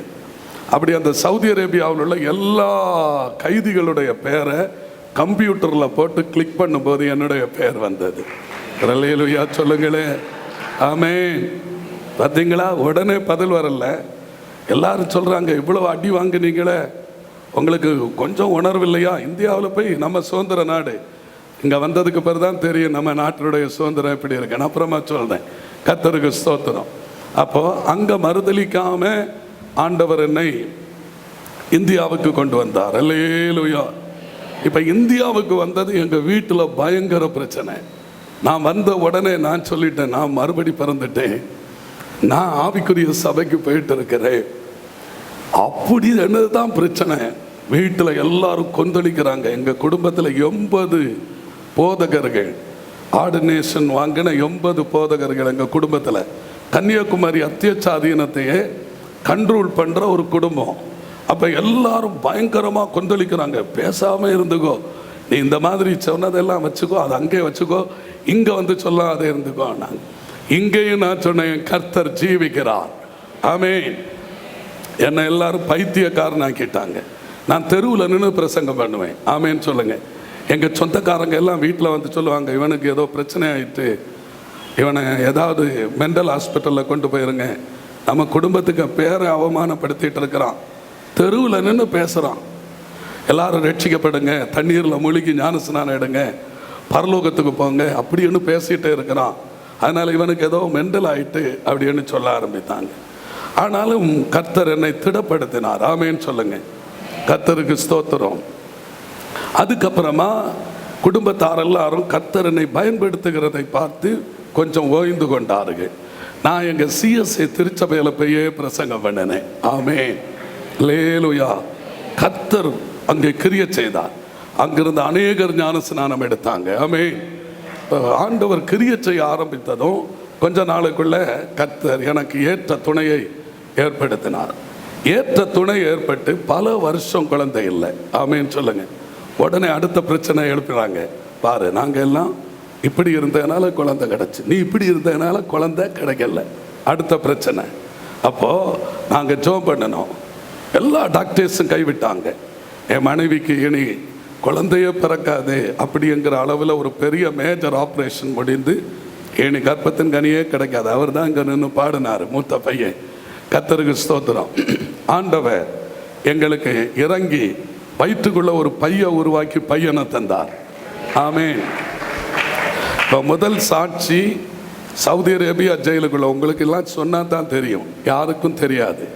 ரெண்டாவது சாட்சி குடும்பத்துக்கு தெரியும். ஆமேன்னு சொல்லுங்களே. அல்லேலூயா. முதல்ல தனிப்பட்ட வாழ்க்கையில் சாட்சி, ரெண்டாவது கர்த்தர் குடும்பத்தில் ஒரு சாட்சி ஏற்படுத்தினார். மூன்றாவது ஒரு சாட்சிக்காக நான் மிக எதிர்பார்த்து கொண்டே இருந்தேன், மிகவும் எதிர்பார்த்து கொண்டிருந்தேன். ஆண்டவரே, இனி என்ன சாட்சி? பரலோகத்துக்கு போகிறதுக்கு எனக்கு இன்னும் ஒரு சாட்சி தேவை. ஒரு சாட்சி அல்ல, கடைசி வரைக்கும் முடிவு பரியந்த நம்ம நிலையில் நிற்கணும். ஆனால் ஒரு சாட்சி எனக்கு விளங்கணும் அப்படின்னு கேட்டுக்கொண்டே இருந்தேன். நீங்கள் பார்த்தீங்கன்னா, நான் சவுதி அரேபியா ஒமான் நாட்டில் இருந்து இப்போ இந்த பிப்ரவரியில் ஊழியத்தை முடித்து கொண்டு இந்தியாவுக்கு வர்றேன். வர்ற அடுத்த வாரத்திலிருந்து கொரோனா ஸ்டார்ட் ஆயிடுச்சு. இல்லைன்னா நான் அங்கே மாட்டியிருப்பேன். ஆமென். அப்போ கொரோனா ஸ்டார்ட் ஆகிற அந்த நேரத்தில் திடீர்னு எனக்கு ஒரு அறுவை சிகிச்சை ஆயிட்டு, நான் ஆஸ்பத்திரிக்கு போகிறதையோ மருந்து எடுக்கிறதையோ சுத்தமாக விரும்ப மாட்டேன். ஆனால் வேற வழியே இல்லை, இந்த ஆப்ரேஷன் பண்ணாமல் வாய்ப்பே இல்லை அப்படி என்ற ஒரு ஆவிக்குரிய டாக்டர் என்னை பரிசோதித்து விட்டு, பாஸ்டர் நீங்கள் தயவு செய்து நீங்கள் இதில் இப்படி இந்த சின்ன சர்ஜரி தான், அதை நீங்கள் சர்ஜரி பண்ணுங்க, ஒன்றும் பிரச்சனை இல்லை, ஒரு வாரம் நீங்கள் ரெஸ்ட் எடுத்தால் போகிறோம். நான் உடனே ஞாயிற்றுக்கிழமை செவ்வாய்க்கிழமை ஆப்ரேஷன் பண்ணி சனிக்கிழமை விடுவீங்களா அப்படின்னு கேட்டேன். ஆமேன்னு சொல்லுங்கள். அவர் என்ன சமாதானப்படுத்துறதுக்காக கண்டிப்பாக சனிக்கிழமை செவ்வாய்க்கிழமை நைட் ஆப்ரேஷன், புதன்கிழமை ஆப்ரேஷன் முடியுது, சனிக்கிழமை நான் உங்களை சர்ச்சுக்கு விடுவேன்னு சொல்லிட்டார். நானும் சந்தோஷத்தோட ஆப்ரேஷனுக்கு ஒப்பு கொடுத்தேன். ஆப்ரேஷன் முடிந்தது. பிளட் அரெஸ்ட் ஆகாது. அப்போ உடனே பயங்கரமாக உங்களுக்கு தெரியும், எல்லா சபைகள்லையும் போலீஸ் அதிகாரிகள் போய் எல்லா சபையை நீங்கள் அடைக்கணும்னு சொல்கிறாங்க. அப்போ எங்கள் கன்னியாகுமரி மாவட்ட கலெக்டர் அலுவலகம், எஸ்பி ஆஃபீஸ், இந்த 2 அலுவலகங்கள்லையும் கூடி பேசுகிறாங்களாம். எல்லா சர்ச்சையும் சொன்னால் கேட்பாங்க. தோவாளையில் ஒரு சர்ச் இருக்குது, அவர் கண்டிப்பாக திறப்பாருன்னு சொன்னாங்களாம். ஆமேன்னு சொல்லுங்களேன். பிசாசு பாருங்க, என்ன ஹாஸ்பிட்டலில் கொண்டு போய் அவசரமான நிலையில் நான் இருக்கிறேன். இந்த அறிவிப்பு கேட்ட உடனே டாக்டர் சொன்னார், நீங்கள் எப்படியாவது கொஞ்சம் இந்த ஒரு வாரம் அப்படி பிரசங்கம் பண்ணாமல் நீங்கள் கொஞ்சம் பாதுகாத்து கொள்ளுங்கன்னாரு. இந்த அறிவிப்பு விடுத்த உடனே டாக்டர்கிட்ட கட்டாயப்படுத்தி பிளட் ப்ளீட் ஆகிட்டே இருக்கட்டும், எனக்கு பிரச்சனை கிடையாது, நான் போய் பிரசங்கம் பண்ணுவேன்னு வீட்டுக்கு வந்தால் போலீஸ் அதிகாரிகள் வந்து நிற்கிறாங்க. ஆமேன்னு சொல்லுங்களேன். அங்கே என்னிடத்துல சொல்கிறாங்க, நீங்கள் நாளையிலிருந்து சர்ச்சில் ஆளு கூடக்கூடாது. நான் ஒன்றும் கண்டுக்கிடலை, கண்டிப்பாக ஆராதனை நடக்கும் அப்படி என்று ஆராதிக்க ஆரம்பித்தோம். ஒரு அல்லேலூயா சொல்லுங்களேன். கர்த்தர் நல்லவர். அல்லேலூயா, அல்லேலூயா. பிசாசு பயங்கரமாக போராடுறான். எப்படி ஆகிலும் நம்ம ஆராதனை நடத்துவோம், சபையை திறப்போம். நான் ஆண்டவரிடத்தில் அப்படித்தான் கேட்டிருந்தேன். எனக்கு ஆண்டவர் அப்படித்தான் வார்த்தை கொடுத்திருந்தார். திறந்த வாசலை உனக்கு முன்பாக வைக்கிறேன், ஒருவனும் பூட்ட முடியாது. இந்த கல்லுக்கு மேலே என் சபையை கட்டுவேன், பாதாளத்தின் வாசல் அதை மேற்கொள்வதில்லை. அல்லேலூயா. ஆண்டவர் சிலுவையில் சிந்தின ரத்தத்தினால சம்பாதித்தது சபை, அதனுடைய தலைவர் கர்த்தர். அதை யாரும் தடுக்க முடியாதுங்கிற தைரியத்தில் இருக்கிறேன். பயங்கர பிரச்சனை ஆரம்பிக்கிறது. ஒவ்வொரு ஞாயிற்றுக்கிழமையும் பிரச்சனை அதிகரித்துட்டே இருக்குது. என்னுடைய சரீரத்திலிருந்து ரத்தம் வெளியேறிட்டே இருக்குது. இப்போ பிசாசுக்கு எப்படியாகிலும் வியாதியை கொண்டு வந்து சபை அடைக்கலான்னு பார்க்கறான். நான் அதில் விடாததும் அதிகமாக பிளட் ப்ளீட் ஆக ஆரம்பித்ததும் எல்லா டாக்டர்ஸும் கைவிட்டுட்டாங்க. அவங்க சொன்னாங்க 2 இடம், ஒன்று அப்பல்லோ இல்லைன்னா வெள்ளூர், நீங்கள் தான் பிளான் பண்ணணும். உடனே கலெக்டர் பெர்மிஷன் போட்டு வெள்ளூருக்கு போனோம். அப்போதும் எப்படி பிளான் பண்ணிட்டு போகிறேன், ஞாயிற்றுக்கிழமை பிரசங்கம் பண்ணுறேன். ஆமேன்னு சொல்லுங்கள். ஒவ்வொரு ஆராதனையையும் யாருக்குமே யார் பார்த்தாலும் அப்படி நான் ஒரு நோயாளி என்று தெரியாத அளவுக்கு ஆண்டவர் பயன்படுத்தினார். ஞாயிற்றுக்கிழமை பிரசங்கம் பண்ணிட்டு சனிக்கிழமை திரும்ப வர்றதாக பிளான் பண்ணி ட்ரிப்பு போட்டு போனோம். கர்த்தருக்கு ஸ்தோத்திரம். ஹல்லேலூயா. அப்படியே வாகனத்தில் படுத்து வெள்ளூருக்கு போயிட்டோம். அங்கே போய் என்ன ட்ரீட்மெண்ட் எடுத்தாலும் பிளட் அரெஸ்ட் ஆகாது. ஆமென். திருப்பி வந்தோம். அங்கேருந்து திருப்பி வந்து திரும்ப பிரசங்கம். அல்லேலூயா. போலீஸ் அதிகாரிகள் வந்து டெய்லி கம்ப்ளைண்ட் பண்ணுவாங்க, டெய்லி பிரச்சனை பண்ணுவாங்க. மக்களை சர்ச்சுக்கு பக்கத்தில் வர்றவங்களை துரத்துவாங்க.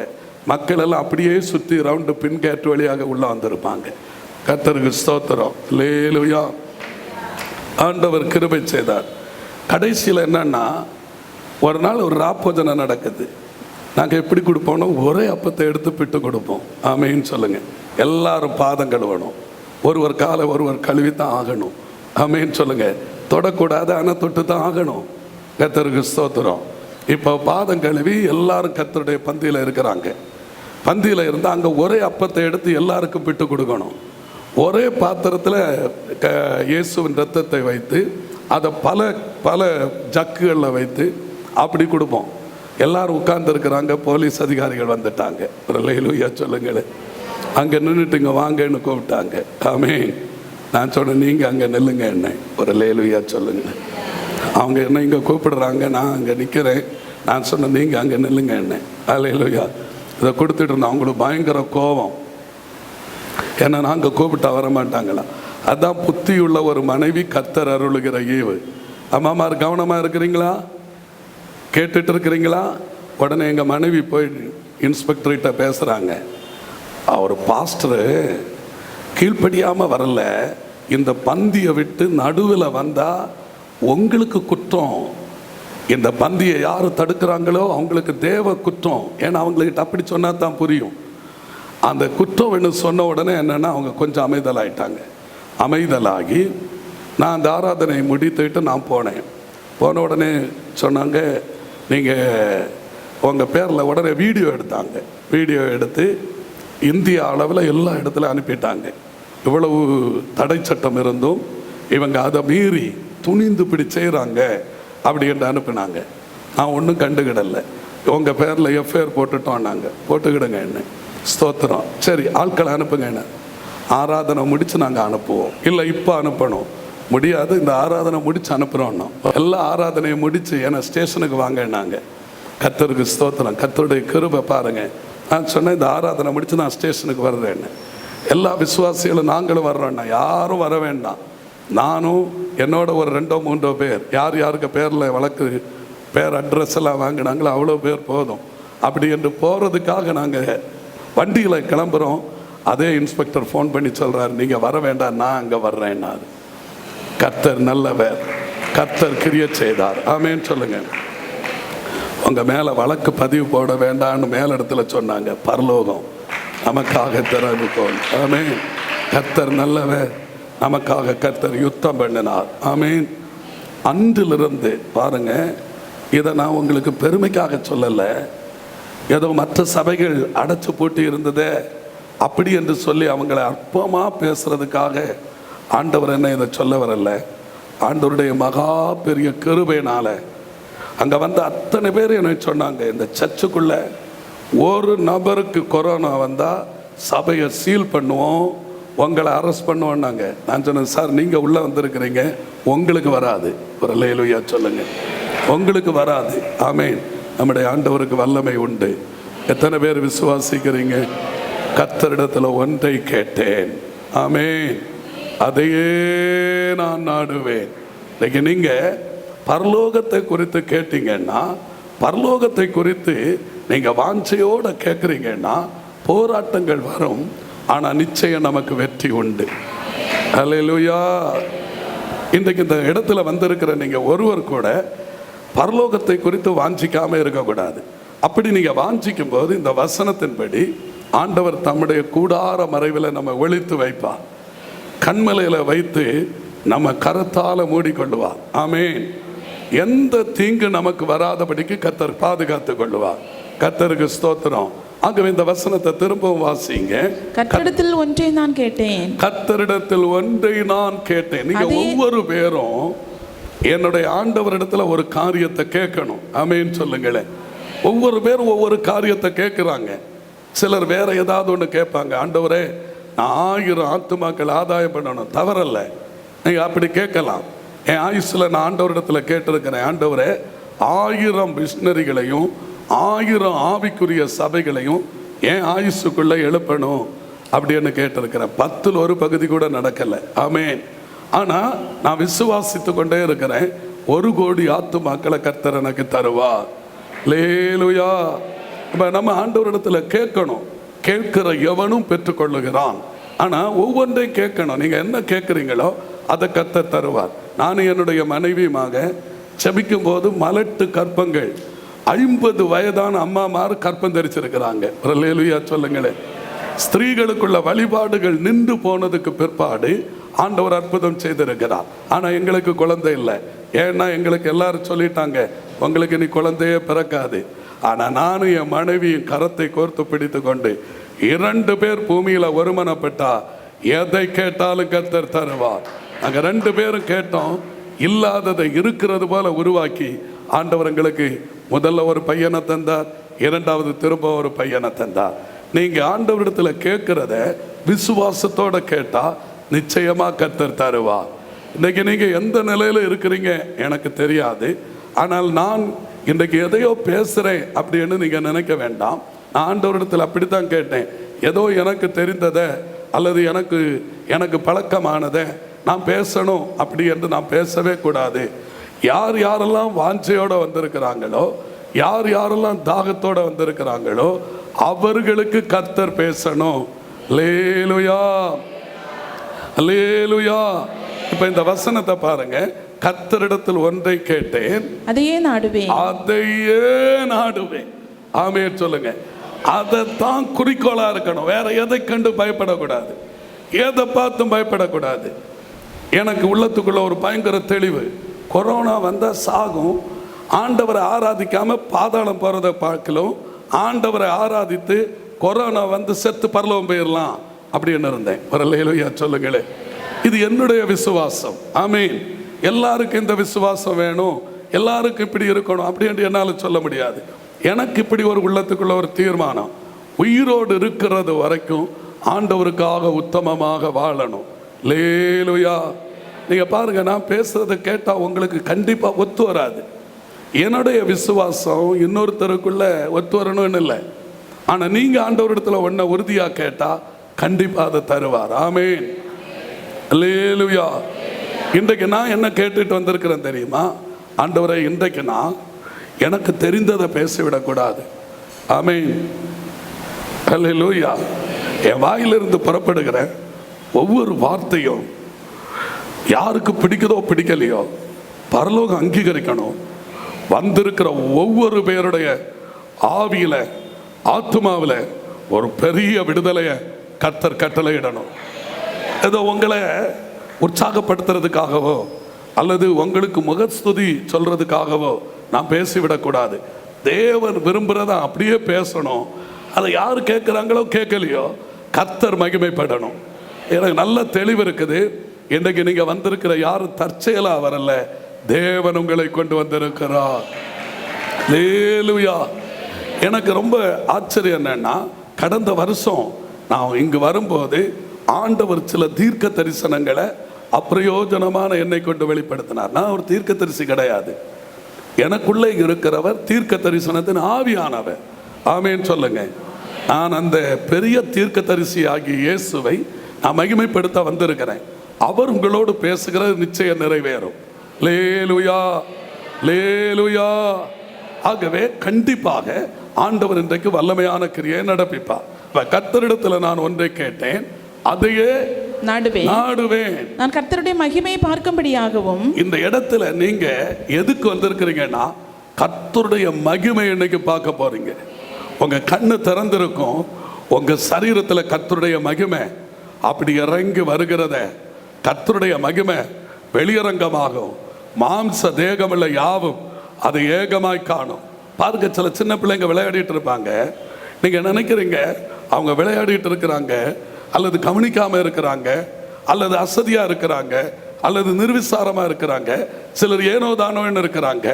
ஆனா நிச்சயமா கர்த்தர் சொல்லுகிறார், இன்றைக்கு கர்த்தருடைய மகிமை வெளியரங்கமாகும். மாம்ச தேகமுள்ள யாவும் அது ஏகமாய் காணும். ஒரு தீர்க்க தரிசனத்தை ஆவியானவர் எனக்கு பேசுகிறார்.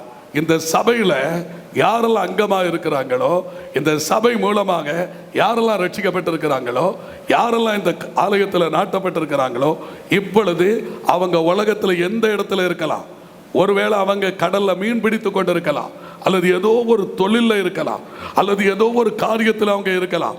இப்பொழுது நாம் இங்கே ஜெபிக்கிற இந்த வேளையில் கர்த்தருடைய மகிமை அவர்களை தொடுகிறத பரிசுத்த ஆவியானவர் சொல்லுகிறார். ஒருவேளை சிலர் இங்கிருந்து போய்கொண்டிருக்கலாம், சிலர் உள்ள வந்து கொண்டிருக்கலாம். இனி வர வேண்டும் என்று தேவன் அவர்களை முன்குறித்திருக்கலாம். பரிசுத்த ஆவியானவர் தெளிவாக சொல்லுகிறார், கர்த்தருடைய மகிமை வெளியரங்கமாகும், மாம்ச தேகவிலை யாவும் அதை ஏகமாய் காணும் என்று பரிசுத்த ஆவியானவர் திருவிழம் பெற்றுகிறார். தலைக்கு மேல கையை தூக்கி தட்டி தட்டி கர்த்தரை மகிமைப்படுத்துங்க. கட்டு உடைகிறது.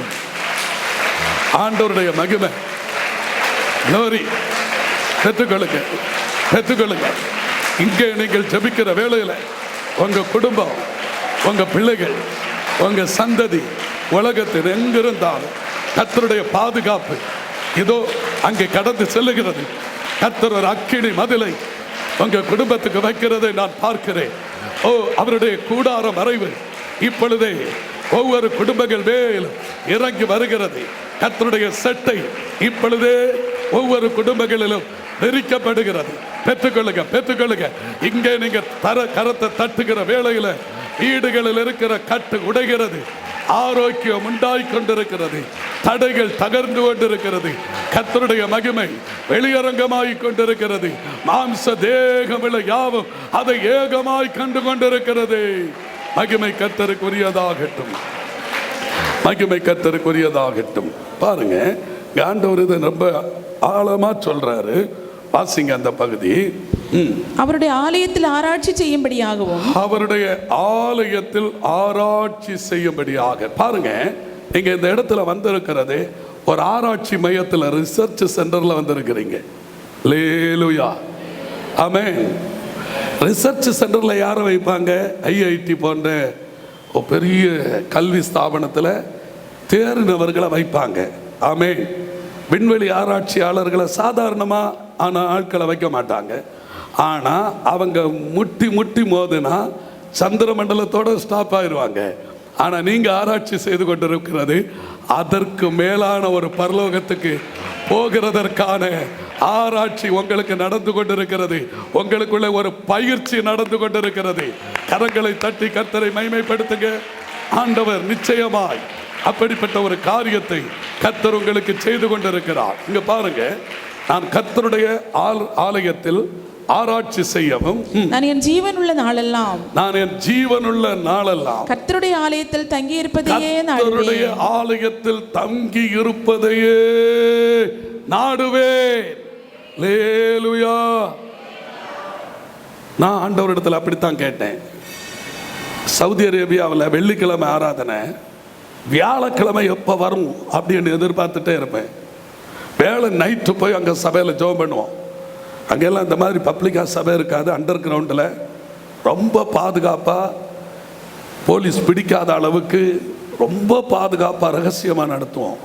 இப்போது கொஞ்சம் பரவாயில்ல. பிறகு நான் போயிருக்கிறேன். கர்த்தருக்கு ஸ்தோத்திரம். இப்போ ரொம்ப மாற்றம் வந்திருக்கிறது. மகிமை கர்த்தருக்குரியதாகட்டும். எங்கள் கண்ணீர், நாங்கள் அங்கே சிந்தின ரத்தங்கள், எத்தனை முறை அடிக்கப்பட்டிருக்கிறோம், அதெல்லாம் இப்பொழுது அந்த தேசத்தில் மாறுதல் வந்து கொண்டிருக்கிறது. எங்கள் சபை விசுவாசிகளை அங்கே இப்போ ஊழியங்களை நடத்துகிறாங்க. மகிமை கர்த்தருக்குரியதாகட்டும். கர்த்தருக்கு ஸ்தோத்திரம். சரி, ஆண்டவருடைய பிள்ளைகளை எப்போ ஆலயத்துக்கு போகலான்னு ஆர்வத்தோடு இருப்பேன். ஆமென் சொல்லுங்களேன். அல்லேலூயா. வெள்ளிக்கிழமை ஆராதனை முடிஞ்சதும் நாங்கள் வாலிபர்களாக கூடி ஜெபம் பண்ணுவோம். அங்கே வாலிபர்களாக வாலிபர் பயிற்சி நடத்துவோம்.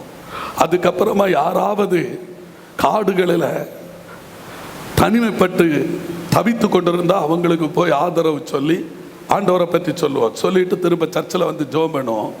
அவ்வளோ நேரம் சந்தோஷமாக இருப்பேன். சனிக்கிழமை காலையில் நான் வேலைக்கு போனேன்னா வேதனைப்படுவேன். நீங்கள் நினைப்பீங்க சோம்பேறியாக இருப்பான் போல இருக்கு, வேலைக்கு போகிறதுக்கு அவ்வளவு சோம்பேறி அப்படின்னு. இல்லை, எனக்கு எப்போதும் ஆலயத்தில் இருக்கணும்னு ஆசை.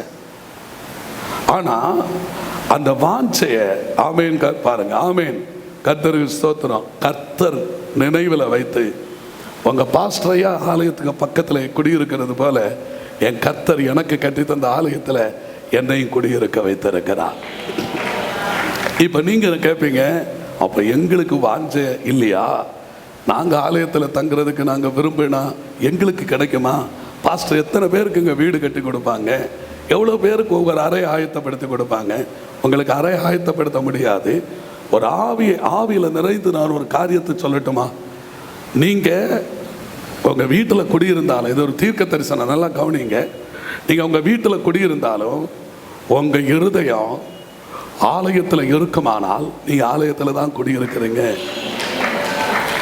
இதுக்கு ஒரு எக்ஸாம்பிள் சொல்கிறேன். தானியேல் அவர் பாபிலோன் ராஜ்யத்தில் தான் இருக்கிறாரு. ஒரு பெரிய உன்னத நிலையில் ராஜாவினுடைய உன்னதமான வேலையை செய்கிறாரு. அவரை மாதிரி பிஸி யாருக்கும் கிடையாது. ஆனால் அவ்வளவு பிஸியாக இருந்தாலும் எல்லாருக்கும் மேலான ஒரு அதிகாரின்னா எவ்வளவு, அது 1-2 நாள் இல்லை. தூத்துக்குடி கலெக்டர் தலையை பிச்சுட்டு இருப்பார். இப்போ நான் அங்கே வரும்போது ரோட்டில் எல்லாம் பயங்கரமாக அங்கே என்ன செய்து போராடிட்டு நிற்கிறாங்க. ஒவ்வொரு இடத்துலையும் ஒவ்வொரு பிரச்சனைகள் இருக்கும். ஒரு ஆட்சியாளருக்கு அவ்வளோ பிரச்சனை இருக்கும். தமிழ்நாட்டில் அதோட பிரச்சனை இருக்கும். நம்ம பாரத பிரதமருக்கு அதோட பிரச்சனை இருக்கும். ஜோ பைடனுக்கு இன்னும் பிரச்சனை இருக்கும். ஆனால் ஒரு நாட்டில் இருக்கிறவங்களுக்கு அவ்வளோ பிரச்சனை. 127 ராஜ்யங்களை ஆளுகை செய்கிற ஒரு ராஜாவினுடைய மிக உன்னதமான பிரதானியாக இருக்கிறவருக்கு சாப்பிட நேரம் இருக்குமா, தூங்க நேரம் இருக்குமா தெரியல.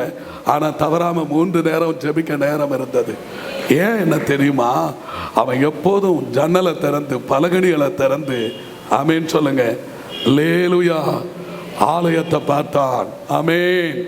எருசலேமுக்கு நேராக ஜெபித்தான்.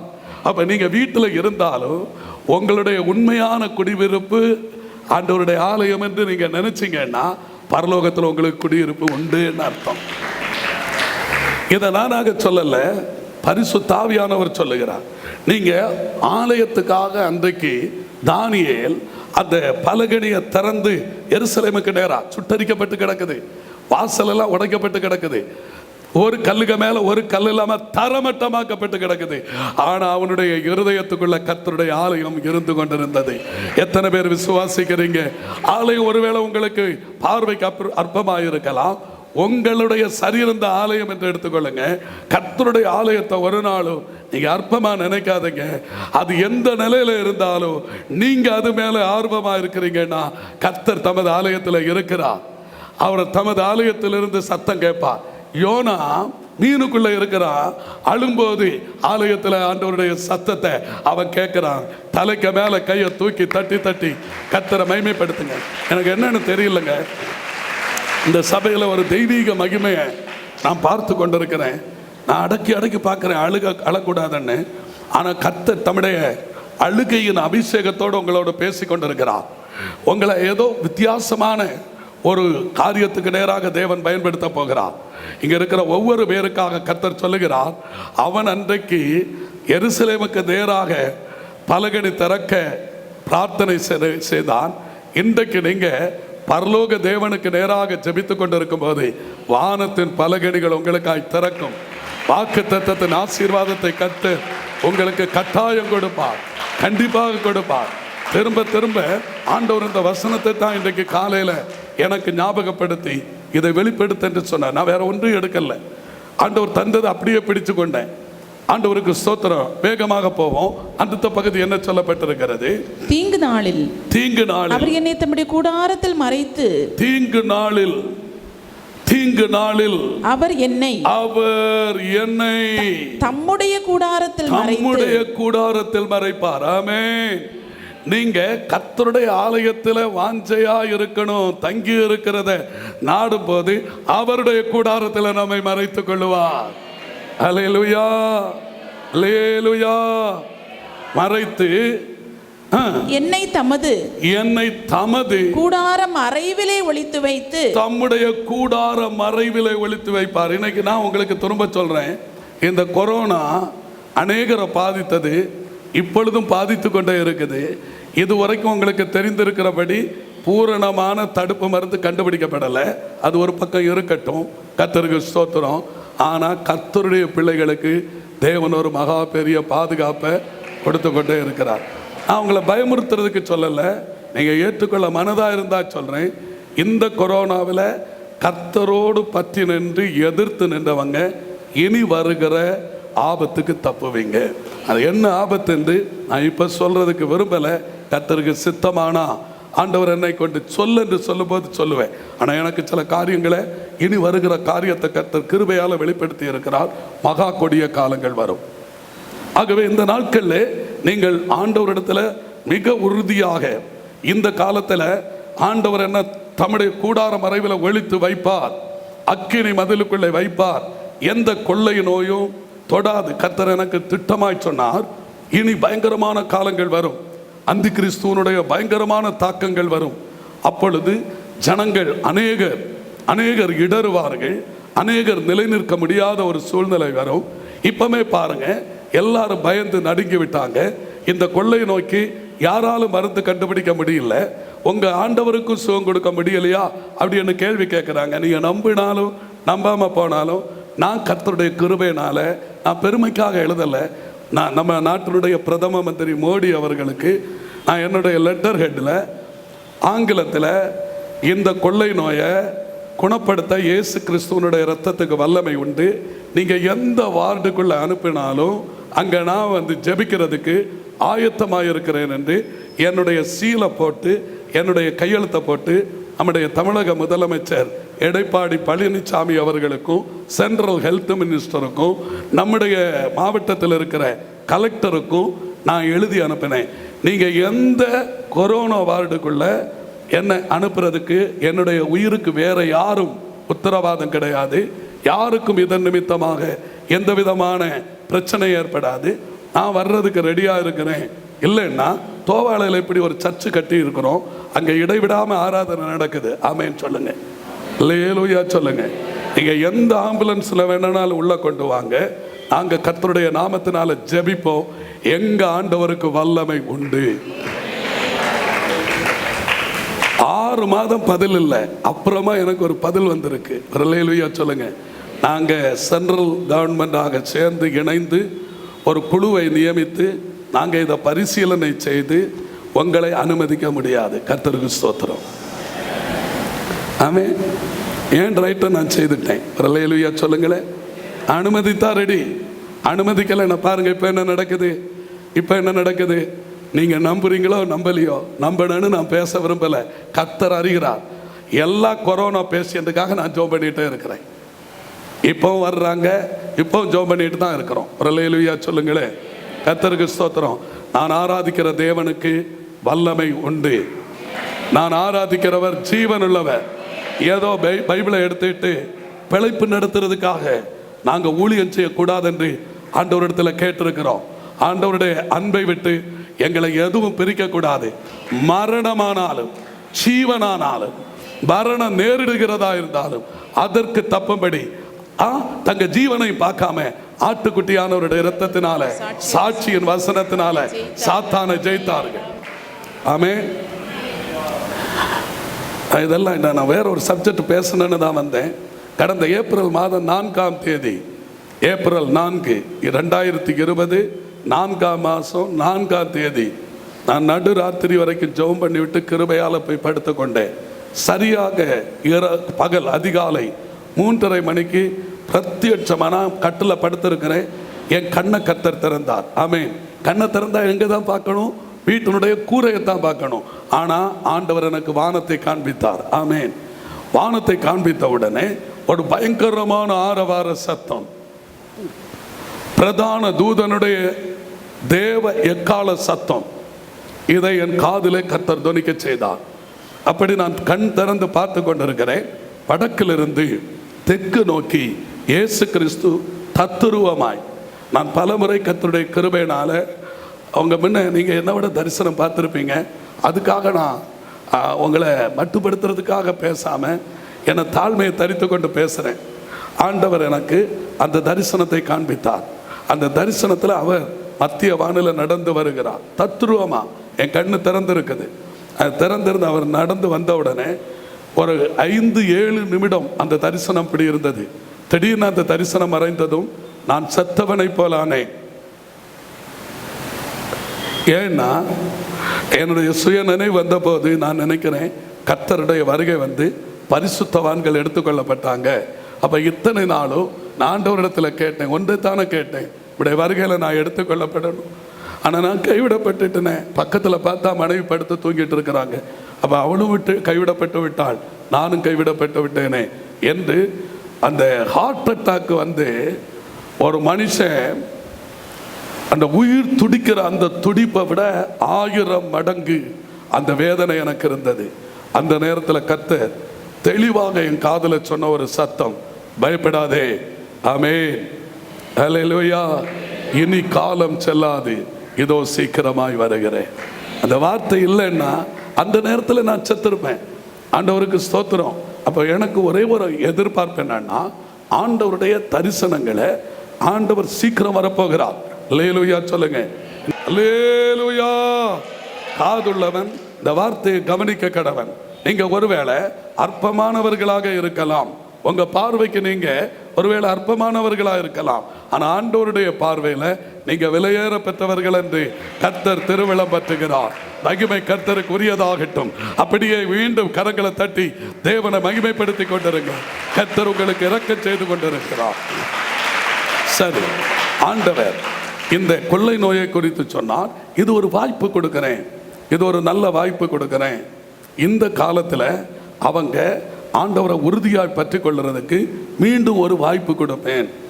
இந்த 2வது வாய்ப்பு உண்மையிலே சொல்லிப்போம். நீங்கள் பார்த்தீங்கன்னா நிறைய பேர் இந்த கொரோனா காலத்தில் ஆண்டவரை விட்டு ஆராதனையை விட்டு ரொம்ப பின்வாங்கி போயிட்டாங்க. சிலர் சொல்லிட்டு இருந்தாங்க, நாங்கள் இப்போ நல்லா ரொம்ப வல்லமையாக வந்துட்டோம். கர்த்தருக்கு ஸ்தோத்திரம். நீங்கள் எவ்வளவுதான் வீட்டில் இருந்து வல்லமையாக நிரப்பினாலும் கர்த்தருடைய ஆலயத்தில் வந்து தான் ஆண்டவரை தொழுது கொள்ள வேண்டும். அதுதான் தேவ நீதி. கர்த்தருக்கு ஸ்தோத்திரம். மட்டுமல்ல, சிலர் அப்படி நினைப்பாங்க, ஏன்னா நாங்கள் இந்த நாட்களில் நாங்கள் பூரணப்பட்டு இருக்கிறோம். ஆனால் நீங்கள் சரியாக பார்த்தீங்கன்னா சுத்தமானவங்க அநேக கிறிஸ்தவங்க அசுத்தத்துக்கு நேராக போனது இந்த காலத்தில் தான்.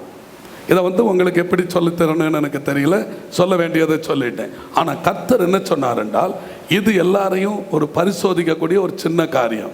இதில் நிறைய பேர் விழுந்தாங்க. அப்பொழுது தேவ மனிதர்கள், நல்லா கவனிங்க, பரிசுத்தவான்கள் கர்த்தரிடத்தில் கதறினாங்க, ஆண்டவரே, இப்படிப்பட்ட ஒரு காலம் வரும் என்று நாங்கள் எதிர்பார்க்கல. விசுவாசிகளுக்கு நாங்கள் இன்னும் சரியாக சொல்லலை. நாங்கள் இப்படிப்பட்ட ஒரு காலம் வரும் என்று அவர்களுக்கு சொல்லி இருந்தால் கண்டிப்பாக அவங்க ஆராதனை அலட்சியம் பண்ணி இருக்கவே மாட்டாங்க. எவ்வளவு பிரச்சனை வந்தாலும் பரவாயில்லைன்னு ஆண்டவர் ஆராதிக்க வந்திருப்பாங்க. ஆகவே இனி ஒரு வாய்ப்பு தாரும், நாங்கள் அவங்களுக்கு சொல்லுவோம் என்று பரிசுத்தவான்கள் கேட்டதுனால கொரோனா காலத்தில் ஒரு பெரிய மாற்றத்தை கர்த்தர் கண்டு வந்து கொண்டு இருக்கிறார். இது முற்றிலும் கொஞ்ச காலத்துக்குள்ள இது மாறும். இது மாறி சபை மீண்டும் ஒரு உயிர் மீட்சிக்குள்ள வரும். ஆனால் அடுத்து வரப்போகிறது, நல்லா கவனிங்க, ஆண்டவர் எனக்கு இப்படி காட்டினார். அதாவது இனி சம்பவிக்க போகிற அந்த கொள்ளை நோயானது படு பயங்கரமாக இருக்கும், இதை விட பயங்கரமாக இருக்கும். அப்போது ஒருத்தராலேயும் அதை தாக்கு பிடிக்க முடியாமல் வரும். அப்போ இப்போ கூட ஓரளவுக்கு ஊழியக்காரர்கள் விசுவாசிகள் தாக்கு பிடித்தார்கள். அப்பொழுது உலகமே தாக்கு பிடிக்க முடியாமல் பரிசுத்தவான்கள் கூட தடுமாறி போவார்கள். விசுவாசிகளுடைய விசுவாசம் எல்லாம் கரைந்து போகும்.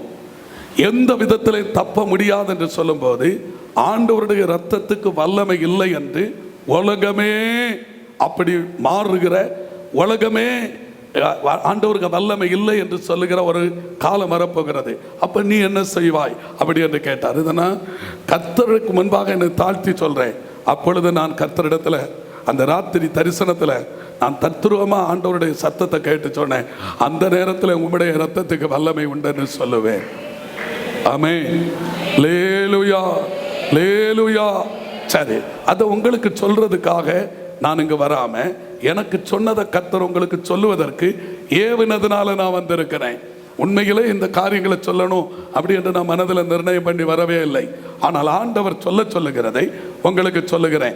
ஏன் சொல்லுகிறேன் என்றால், நீங்க பரலோகத்துக்கு போனா இப்படி பல உபத்திரவங்களின் வழியாய் போகணும். அப்படியானால் கொரோனாவில் செத்த பரிசுத்தவான்களானாலும் மற்ற எந்த வியாதிகளை செத்து போனவர்களானாலும் அவர்கள் பாக்கியவான்கள். அல்லேலூயா சொல்லுங்க. முன்னே மரித்து போகிறவங்க எல்லாம் பூரணமாகி யார் எந்த நேரத்தில் எந்த நிலையில் யார் மரித்தாலும் நீங்கள் அதுக்காக சந்தோஷப்படுங்க. இனி உள்ள காலங்களில் எந்த மரணம் எப்படி வந்தாலும் நீங்கள் அதை குறித்து கலங்கக்கூடாது. ஒரே ஒரு காரியத்தை மனதில் நிர்ணயம் பண்ணணும், ஆண்டவரே பூரணப்படாமல் நான் சாகக்கூடாது. எப்போது நீர் என்னை பூரணப்படுத்துகிறீரோ அப்பொழுது என்னுடைய உயிரை நீர் உம்முடைய இளைப்பாறுதலுக்கு எடுத்துக்கொள்ளும் என்று கேட்கிறது உங்களுக்கு ஆசீர்வாதம். ஆமென். கர்த்தருக்கு ஸ்தோத்திரம். ஆகவே ஆண்டவருடைய பிள்ளைகளே, இந்த காரியத்தினுடைய கடைசியை மட்டும் உங்களுக்கு சொல்லிவிட்டு அடுத்த பகுதிக்கு போகிறேன். வாசிங்க. என்னை கன்மலையின் மேல் உயர்த்துவார். என்னை கன்மலையின் மேல் உயர்த்துவார். அல்லேலூயா. இது தாவீது சொன்ன ஒரு காரியம். அல்லேலூயா. இயேசு கிறிஸ்து தான் கன்மலை. அல்லேலூயா. அப்போ கிறிஸ்துவை மையமாக கொண்டு தான் தாவீது ஆட்சி செய்தார். அல்லேலூயா. மற்றவங்க தாவீதின் குமாரனே என்று சொல்லும்போது இயேசு சொன்னார், தாவீது என்ன ஆண்டவர் என்று சொல்லி இருக்கும் போது நீங்க எப்படி அவருக்கு குமாரன் என்று சொல்றீங்க? இப்ப இந்த வசனத்தை பார்த்தீங்கன்னா இயேசு கிறிஸ்துவை கொண்டுதான், ஆமென் சொல்லுங்களே, அல்லேலூயா, நித்திய ராஜாவை அவனுடைய தாவீதனுடைய சந்ததி மேல கொண்டு வருவதற்கு இயேசுவை தேவன் தாவீதனுடைய 14ஆம் தலைமுறையிலே பிறக்க வைத்தார். அல்லேலூயா சொல்லுங்களே. ஆகவே தாவீதுக்கு தான் அதனால மகிமை. அல்லேலூயா. அவனுடைய சந்ததியில இயேசு கண்மலையில அவர் நம்மை உறுதிப்படுத்தி உயர்த்துவேன் என்று சொல்லுகிறார். சரி, இப்பொழுது நீங்க இனி முக்கியமான அந்த பகுதி 3 காரியங்களை நான் உங்களுக்கு சொல்லி உங்களுக்காக ஜெபிக்க போகிறேன். ஏசாயா 62வது அதிகாரத்துக்கு நேராக வாருங்கள். ஏசாயா 62வது அதிகாரத்தில் அதனுடைய முதல் வசனம், சீயோன் நிமித்தமும், நல்ல கவனிங்க, சீயோன் நிமித்தமும், எருசலேமின் நிமித்தமும் நான் மௌனமாயிராமலும், கர்த்தர் சொல்லுகிறார், நான் மௌனமாயிராமலும் அதன் நீதி பிரகாசத்தை போலவும், அதன் ரட்சிப்பு எரிகிற தீவட்டியை போலவும் வெளிப்படும் மட்டும் அமராமலும் இருப்பேன்.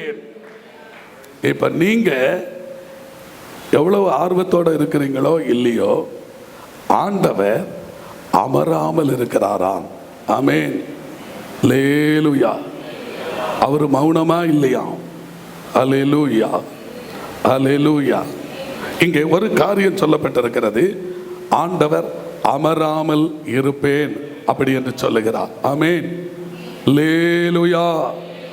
கர்த்தர் ஒரு காரியத்தை சொல்றாரு, உங்களுக்கு ஆண்டவர் முன்குறித்த ஒரு காரியத்தை உங்களுக்கு நிறைவேற்றுவதற்கு நீங்க எதிர்பார்க்கிறீங்களோ எதிர்பார்க்கலையோ, நீங்க ஆயத்தமாயிருந்தா, பரிசுத்த ஆவியானவருடைய ஆலோசனையின்படி இருந்தா, நிச்சயமாக உங்களுக்கு செய்ய வேண்டியதை செய்து நிறைவேற்றுகிறது வரைக்கும் அவர் அமராமல் இருப்பார்.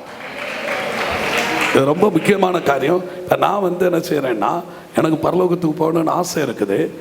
நான் வாஞ்சித்தாலும் ஆண்டவர் என்னுடைய வாஞ்சையை, என்னுடைய ஏக்கத்தை, என்னுடைய நோக்கத்தை, என்னுடைய விருப்பத்தை அவர் தன்மேல எடுத்துக்கொண்டு அதை நிறைவேற்றுவதில் அவர் அமராமல் இருப்பாராம்.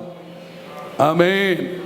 அவர் அமராமல் இருக்கணும்னா என்ன செய்யணும் அப்படிங்கிறதுக்கு ரூத்தின் சரித்திரத்தில் நீங்க வாசித்தீங்கன்னா, அந்த ரூத்துங்கிற பெண்மணி நகோமியோடு பற்றி கொள்ளுகிறார். இங்கே நான் இதை உங்களுக்கு சுலபமாக விளக்குவதற்காக நகோமியை பரிசுத்த ஆவியானவருக்கு ஒப்புப்படுத்தி, இந்த ரூத்தை மணவாட்டிக்கு ஒப்புமைப்படுத்தி, போவாசை கர்த்தராகிய இயேசு கிறிஸ்துவுக்கு ஒப்பு கொடுத்து பேசுகிறேன். நல்லா கவனிங்க. இந்த நகோமி ரூத்திடத்தில் என்னென்ன சொன்னாலோ அது அப்படியே ரூத்து கீழ்ப்படிந்தாள்.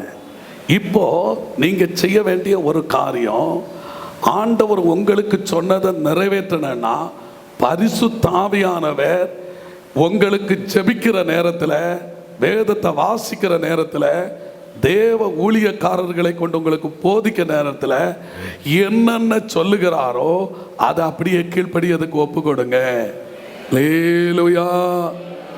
நகோமி என்னென்ன சொன்னாலோ அது அப்படியே ரூத்து கீழ்ப்படிந்தாள். அப்பொழுது நகோமி ஒரு காரியத்தை சொல்றா, உனக்கு இந்த காரியத்தை செய்து நிறைவேற்றுகிறது வரைக்கும் அவன் இளைப்படையவே மாட்டான். அப்படின்னா அதுக்கு அர்த்தம் என்னன்னா, ஆண்டவர் உங்களுக்கு ஒரு காரியத்தை செய்வதற்கு அவர் திட்டம் வைத்தாருன்னா அதற்கு நீங்க பாத்திரவான்களா இருப்பீர்கள் என்றால் அவர் அமர்ந்திருக்கவே மாட்டார். அவர் உங்களுக்காக செயல்பட்டு அந்த காரியத்தை நிறைவேற்றுவாராம். இதைத்தான் கர்த்தர் முதல்ல சொல்றார்.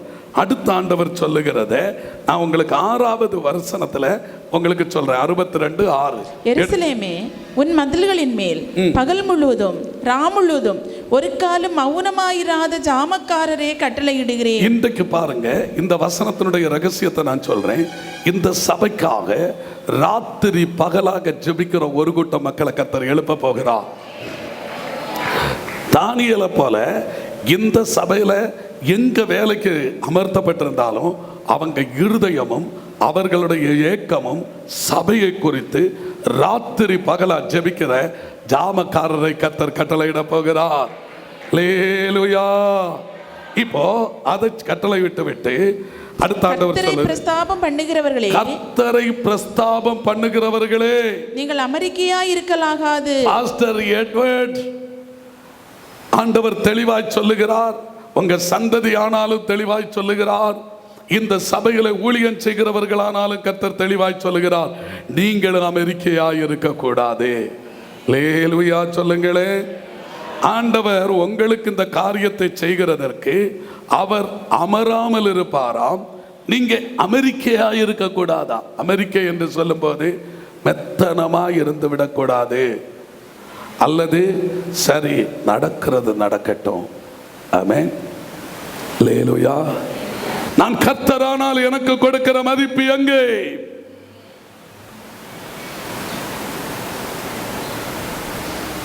இந்த சட்டத்தை எழுதினவருக்கு கீழ்ப்படியணுமா? ஆமென். இது இப்போ உங்களுக்கு புரியாது.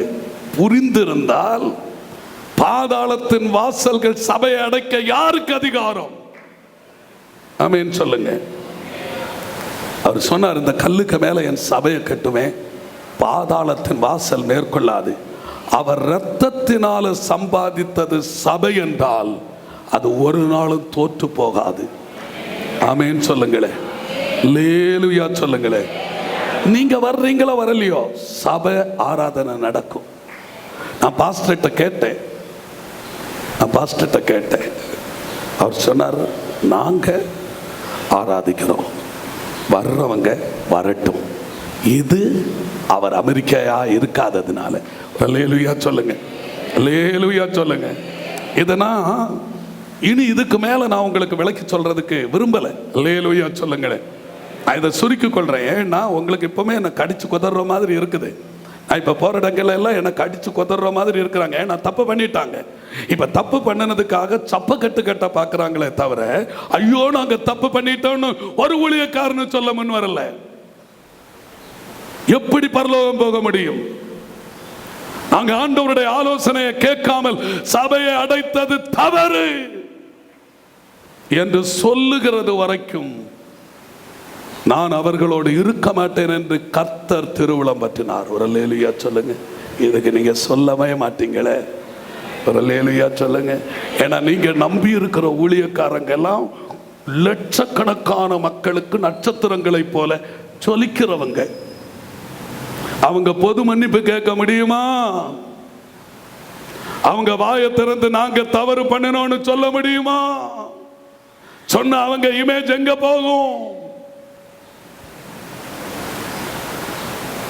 இப்படி பேசுறேன்னு தயவு செய்து நீங்க தப்பா எடுக்காதீங்க. இந்த சபையை குறித்து தேவன் ஒரு பெரிய திட்டம் வச்சதுனால ஆமென் சொல்லுங்க. இன்னும் திரும்பவும் சொல்றேன், இந்த சபை எடுத்துக்கொள்ளப்படணும்னு தேவன் விரும்புகிறதுனால ஆமென் சொல்லுங்க. மணவாட்டி எங்க ஆயத்தப்படுத்த வேண்டும் என்று ஆண்டவர் சித்தம் கொண்டதினால அவர் அதை செய்து நிறைவேற்ற அமராமலும் இருப்பேன். அதை செய்து நிறைவேற்றுகிறது வரையிலும் நான் அமராமல் இருப்பேன். அதனால சபையே முழுவதும் இரவு பகலாக ஜெபிக்கிற ஜாமக்காரரை சபைக்கு கர்த்தர் ஏற்படுத்துகிறார். தைரியமாக பிரசங்கம் பண்ணுங்க, தைரியமாக ஊழியம் செய்யுங்க. ஆமென். அல்லேலூயா. நீ உயிரோடு இருக்கிறது வரைக்கும் ஒருவனும் உனக்கு முன்பாக எதிர்த்து நிற்பதே இல்லை என்று கர்த்தர் சொல்லுகிறார். ஆமென். சரி, இப்போ 2 டாபிக் முடிஞ்சது இல்லையா? 2 சப்ஜெக்ட் முடிஞ்சது. 15 நிமிஷத்துக்குள்ள நான் 3வது டாபிக்கை கூட முடிச்சுட்டு சில காரியங்களை இதே அதிகாரத்திலிருந்து ஆண்டவர் என்னை பாரப்படுத்தினதை மட்டும் சொல்லி முடிக்க போறேன். அல்லேலூயா, அல்லேலூயா. இதை நீங்க எல்லாருக்கும் சொல்லுங்க. ஆமென் சொல்லுங்களே. இந்த வீடியோவில் இருக்க நீ எல்லாருக்கும் அனுப்பி விடுங்க. ஒரு அல்லேலூயா சொல்லுங்க. ஏதோ இது ஒரு ஒளிவு மறைவாக ஒரு மூலையில் நடந்த விஷயம் அல்ல. ஒரு அல்லேலூயா சொல்லுங்க. ஆண்டவருக்கு மகிமையை செலுத்துங்க. சரி, அடுத்த ஆண்டவர் என்ன சொல்லுகிறார் என்றால் அதனுடைய 7வது வசனத்தை வாசிங்க. அவர் எருசலேமை ஸ்திரப்படுத்தி பூமியிலே அதை புகழ்ச்சியாக்கும் வரைக்கும் அவரை அமர்ந்திருக்க விடாதிருங்கள். இங்க பாருங்க, நம்பர் 1 அவர் அமர்ந்திருக்க மாட்டேன்னு சொல்லிட்டார். ஆமென். ஏன் பிள்ளைகளை, என்னால ரட்சிக்கப்பட்டவங்களை நான் என்னுடைய ராஜ்யத்துக்கு கொண்டு போய் சேர்க்கிறது வரைக்கும் நான் அமர்ந்திருக்க மாட்டேன் என்று அவர் சொல்லிவிட்டார். இனி நீங்க சொல்லணும், நானும் உம்மை அமர்ந்திருக்க விடவே மாட்டேன். என்னை கொண்டு செய்ய வேண்டியதை செய்து ஆண்டவர் நிறைவேற்றுகிறது வரைக்கும் நான் சும்மா இருக்க விட மாட்டேன். அல்லேலூயா. 3 காரியத்தை தான் ஆண்டவர் உங்களுக்கு சொல்ல சொன்னார். இந்த 3 காரியத்தை நான் நேற்று முன்தினம் ஞாயிற்றுக்கிழமை சபையில் 3 ஆராதனைகளில் இந்த 3 காரியத்தை தான் பேசினேன். ஒரு அல்லேலூயா சொல்லுங்க. அதை நான் சுருக்கமாக இன்றைக்கு உங்களுக்கு சொல்லி இருக்கிறேன். ஆண்டவர் மகிமைப்படுவாராக. நான் யாரை விமர்சிக்கிறதுக்கோ யாரை குறை கூறுறதுக்கோ என்ன தேவன் அபிஷேகல்ல. அல்லேலூயா. எந்த ஒரு ஊழியத்தை குற்றப்படுத்துறதோ, எந்த ஒரு ஊழியக்காரனை பற்றி அவதூறு பரப்புறதோ இதுவரைக்கும் நீங்க பார்த்துருக்க மாட்டீங்க, இனியும் பார்க்க மாட்டீங்க. எந்த ஒரு விசுவாசியை இடித்து தள்ளுகிற எந்த ஒரு காரியத்தையும் சொல்லுறதில்லை. ஊன்ற கட்டுவதற்காக என்னை அபிஷேகித்திருக்கிறார். அவர்கள் அனல் முட்டி எழுப்பப்பட வேண்டும் என்று தேவன் என்னை அபிஷேகித்திருக்கிறார் என்ற தெளிவோடு பேசுகிறேன். காதுள்ளவங்க கேட்க கிடவர்கள். இங்க இந்த காரியம் நிறைவேறும் வரைக்கும் அவரை அமர்ந்திருக்க விடாதிருங்கள். ஆமென். ஆண்டவரே, எனக்கு இதை சொன்னீங்க, எனக்கு இதை செய்யும், என்னை கொண்டு இந்த காரியம் செய்வேன் என்று வாக்கு பண்ணினீங்க, இதை எனக்கு செய்யும் என்று சொல்லி நீங்க தைரியமாக ஜெபம் பண்ணுங்க. நிச்சயமாய் கர்த்தர் உங்களுக்கு இரக்கம் செய்வார். என்ன நடக்கும்? என்ன நடக்கும்? எங்க இருக்கு தண்ணி? எங்க இருக்கு? அடியில் வச்சிருக்கிறீங்க. Sorry sorry sorry.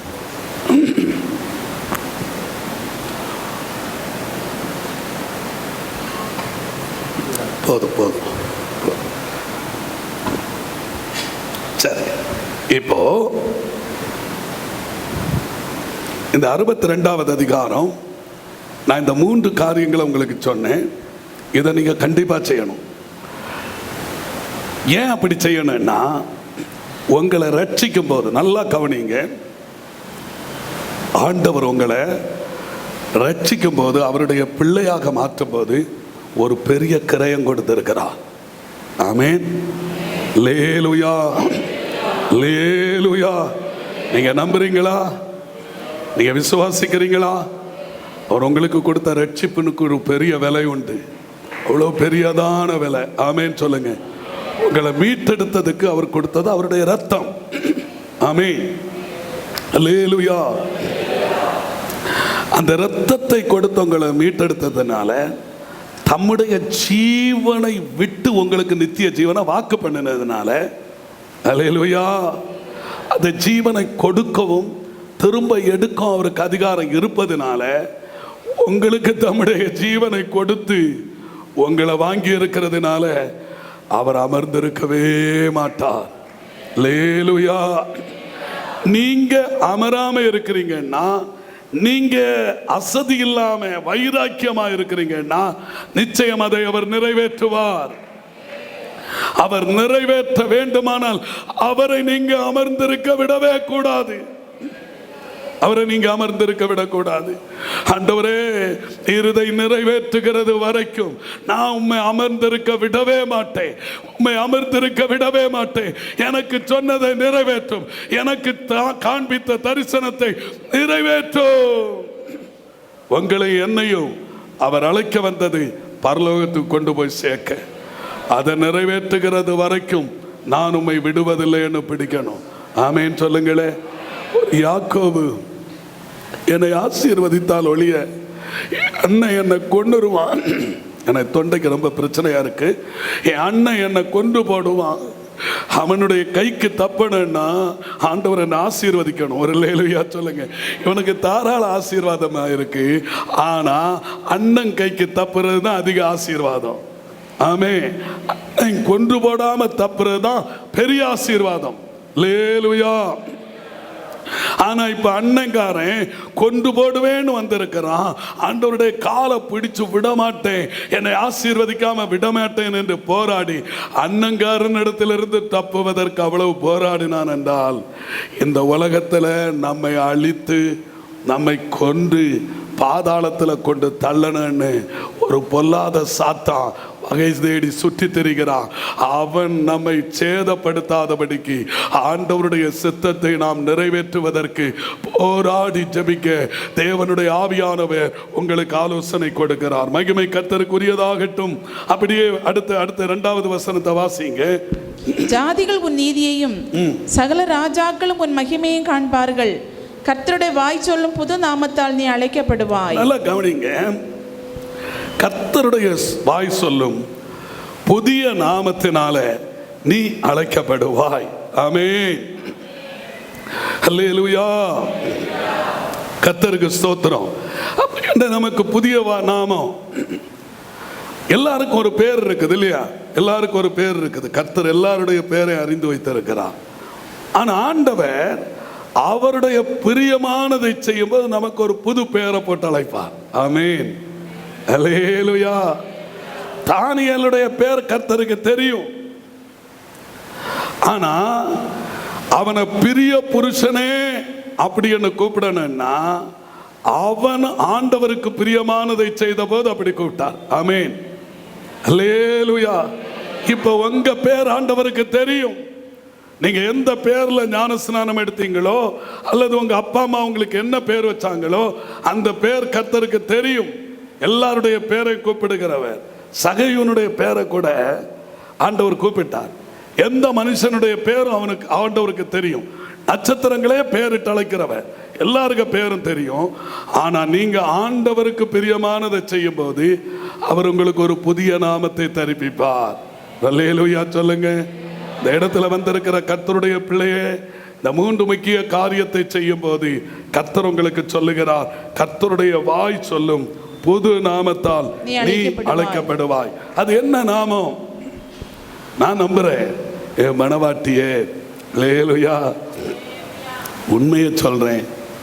எனக்கு இன்னைக்கு பயங்கர ஆச்சரியம் என்னன்னா, எல்லாமே கர்த்தர் ரொம்ப ரொம்ப டச்சிங்கா வார்த்தைகளை கொண்டு வந்தார்.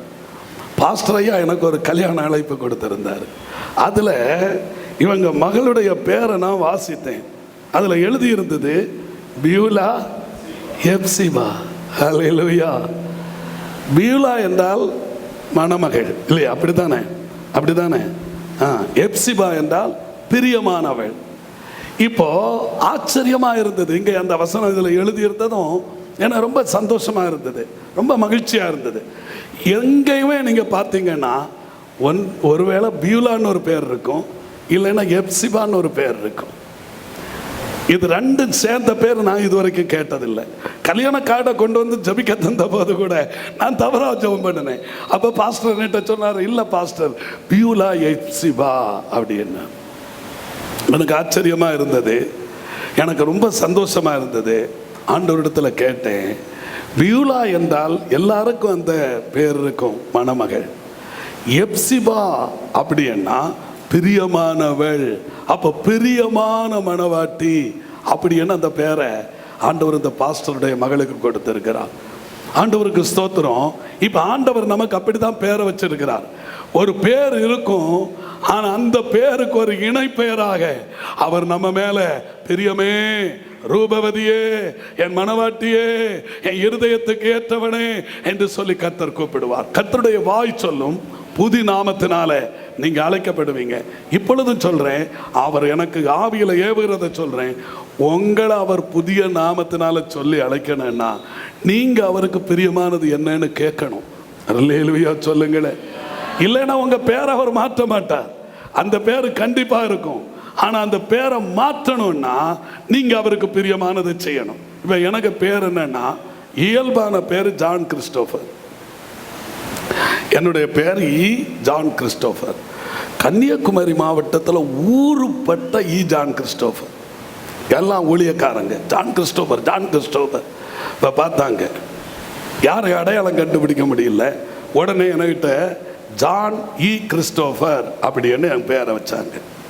இடையில ஒரு ஈயை போட்டால் சரி இவர் தான், இது ஜான் கிறிஸ்டோபர் அப்படின்னு போட்டாங்க. அப்படி எல்லாரும் ஏக மனதா, பாஸ்டர் உங்களுக்கு இனி அந்த பேர் அப்படியே எல்லாரும் வழங்கட்டும் அப்படின்னாங்க. நானும் சரி ஓகே அப்படி என்ன ஊழியர் கூட்டத்தில் சொல்லும் போது இப்படி சொல்லிட்டாங்க. சரி ஓகே, கர்த்தருக்கு ஸ்தோத்திரம், அல்லேலூயா சொல்லுங்களேன். ஆனா ஒருத்தருக்கு கூட என் பேர் இன்னைக்கு வரைக்கும் ஒழுங்கா தெரியாது. எல்லாரும் என்னை எங்க கூப்பிட்டாலும் தோவாள பாஸ்டர் அப்படின்னு கூப்பிடுவாங்க. அல்லேலூயா சொல்லுங்க. எனக்கு ஃபர்ஸ்ட்ல எனக்கு ரொம்ப வெறுப்பா இருந்தது. ஏன்னா தோவாள ஊர் கிறிஸ்தவர்களுக்கு மகா எதிர்ப்பான ஒரு ஊர். கிறிஸ்தவர்களை பயங்கரமா எதிர்க்கிற ஒரு ஊருன்னா அது தோவாள தான். இந்த பைபிளை யாராவது பஸ் ஸ்டாண்டில் வச்சுட்டு நிற்கிறாங்கன்னு அடிப்பாங்க. ஒயிட்டை போட்டுட்டு யாராவது பைபிளை வச்சுட்டு இல்லை நாங்கள் அந்த ஊருக்குள்ளே போனாங்கன்னா ஓட ஓட விரட்டுவாங்க. அந்த ஊரில் யாரும் ஒரு ஸ்டார் தொங்க விட முடியாது.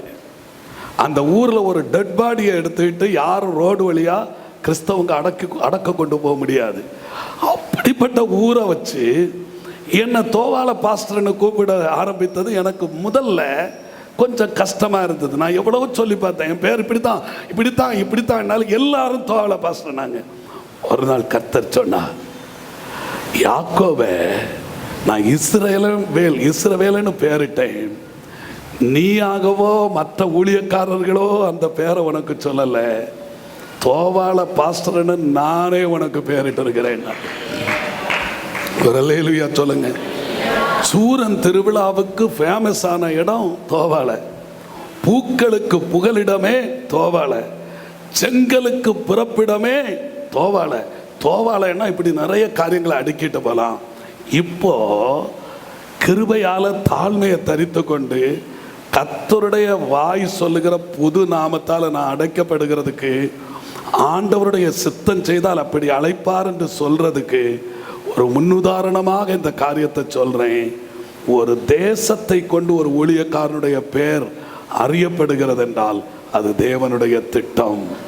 நான் நம்புறேன், 2 கரத்தையும் தூக்குங்க.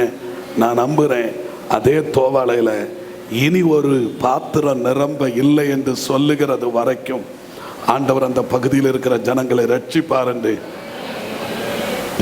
எத்தனை பேர் விசுவாசிக்கிறீங்க? அந்த தேசத்துக்காக ஒரு நிமிடம் ஜெபம் பண்ணுங்க. நான் இந்த தூத்துக்குடி பட்டணத்துக்காக வெகு நேரம் ஜெபம் பண்ணி வந்திருக்கிறேன். அந்த தேசத்தை ஆண்டவர் தம்முடைய நாமத்தை கொண்டு அந்த தேசத்தில் இருக்கிற ஜனங்க, அந்த தேசத்தில் ஜீவனுள்ள தேவன் ஒருவர் இருக்கிறார் என்கிறத அறியும்படியாய், தோவாளை தேவனுக்கு சொந்தமாகும்படியாய், தோவாளை மணவாள நாம் கிறிஸ்துவுக்கு மணவாட்டியாய் மாறும்படியாய், தோவாளை தேற்றரவாள நாம் பரிசுத்த ஆவியானவருக்கு சொந்தமாகும்படியாய் தூக்கின கையை தலைக்கு மேல தட்டி தட்டி கர்த்தருக்கு மகிமை செலுத்துங்க. திரும்ப சொல்றேன், நீங்க இப்படி ஜெபித்ததுனால, உண்மையா ஜெபித்ததுனால, நீங்க இல்லைன்னா உங்க சந்ததி ஆண்டவருடைய வருகை தாமதமானால் உலகத்தில் எந்த பகுதியில் போய் ஊழியம் செய்கிறாங்களோ அந்த ஊரினுடைய பெயரால உங்க பிள்ளைகளுடைய பெயர் அறியப்படும்படி கர்த்தர் கிரியை செய்வார். கர்த்தர் கிரியை செய்வார். கேட்கிறதுக்கு காதுள்ளவங்க கேளுங்க. கர்த்தருக்கு ஸ்தோத்திரம் பண்ணுங்க. ஆண்டவரே, ஒரு பட்டணத்தின் பேரால, ஒரு தேசத்தின் பேரால உங்க பிள்ளைகளுடைய பேர் அறியப்படுவதாக ஆண்டவர் சொல்லுகிறார். கர்த்தருடைய வாய் சொல்லும் புது நாமத்தால் நீ அழைக்கப்படுவாய். வாசிங்க. நீ கர்த்தருடைய கையில் அலங்காரமான கிரீடமும் உன் தேவனுடைய கரத்தில் ராஜமுடியுமாய் இருப்பாய். அல்லேலூயா. ஆண்டவர் அப்படி கனப்படுத்த போகிறார். இந்த ஊழியத்தை கனப்படுத்த போகிறார். இன்றைக்கு வந்திருக்கிற உங்களை கனப்படுத்த போகிறார். இந்த வசனங்களை மட்டும் நான் வாசித்து முடிக்கிறேன் பாருங்க. நீ இனி கைவிடப்பட்டவள் எனப்படாமலும் உன் தேசம் இனி பாழான தேசம் எனப்படாமலும் நீ எப்சிபா என்றும் ஆமென். உன் தேசம் பியூலா என்றும் சொல்லப்படும். கர்த்தர் உன்மேல் பிரியமாய் இருக்கிறார். உன் தேசம் வாழ்க்கைப்படும். அல்லேலூயா. இதுவரை உங்க வாழ்க்கையில அநேக காரியங்களை நீங்க செய்து தோல்வியை தழுவி கொண்டிருக்கலாம். கர்த்தருடைய ஆவியானவர் தெளிவாய் சொல்லுகிறார். அதுல ஒரு ஆசீர்வாதத்தை கர்த்தர் நிச்சயமாய் கட்டளையிடுவார். அடுத்த வசனம் என்ன சொல்லுகிறது? கடைசியில உன் தேவன் உன்மேல் மகிழ்ச்சியாயிருப்பார். அடுத்து 7, 8 நம்ம வாசித்தோம். 8வது வசனத்துல இனி நான் உன் தானியத்தை உன் சத்துருக்களுக்கு ஆகாரமாக கொடுக்க மாட்டேன். உன் பிரயாசத்தினாலாகிய உன் திராட்சரசத்தை அந்நிய புத்திரர் குடிப்பதும் இல்லை என்று கர்த்தர் தமது வலது கரத்தின் மேலும் தமது வல்லமையுள்ள புயத்தின் மேலும் ஆணையிட்டார். எது இயேசு கிறிஸ்துவனுடைய சரீரத்தை குறித்த, இரத்தத்தை குறித்த காரியம். இனி சத்துருக்களுக்கு அதை கர்த்தர் கொடுக்க மாட்டாரு, உங்களுக்கே கொடுப்பார். அடுத்த வசனத்தை, அதை சேர்த்தவர்களே அதை புசித்து கர்த்தரை துதிப்பார்கள்.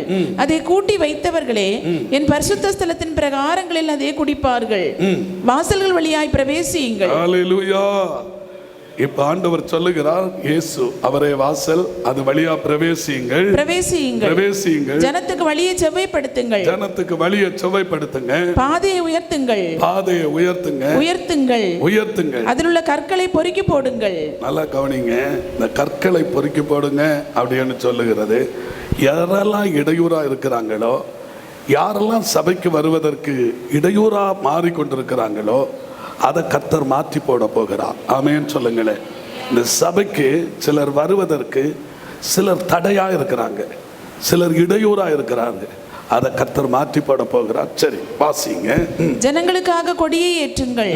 நீங்கள் சீயோன் குமாரத்தியை நோக்கி, இதோ உன் ரட்சிப்பு வருகிறது, இதோ அவர் அருளும் பலன் அவரோடும் அவர் செய்யும் பிரதிபலன் அவர் முன்பாகவும் வருகிறது என்று சொல்லுங்கள் என்று கர்த்தர் பூமியின் கடையாந்தரம் வரைக்கும் கூறுகிறார். இந்த வசனத்தை பாருங்க, நீங்க நல்லா கவனிங்க. நீங்க என்னென்ன காரியங்களை கர்த்தருக்காக செய்றீங்களோ அதனுடைய பிரதிபலனை கர்த்தர் கொண்டு வர போகிறார்.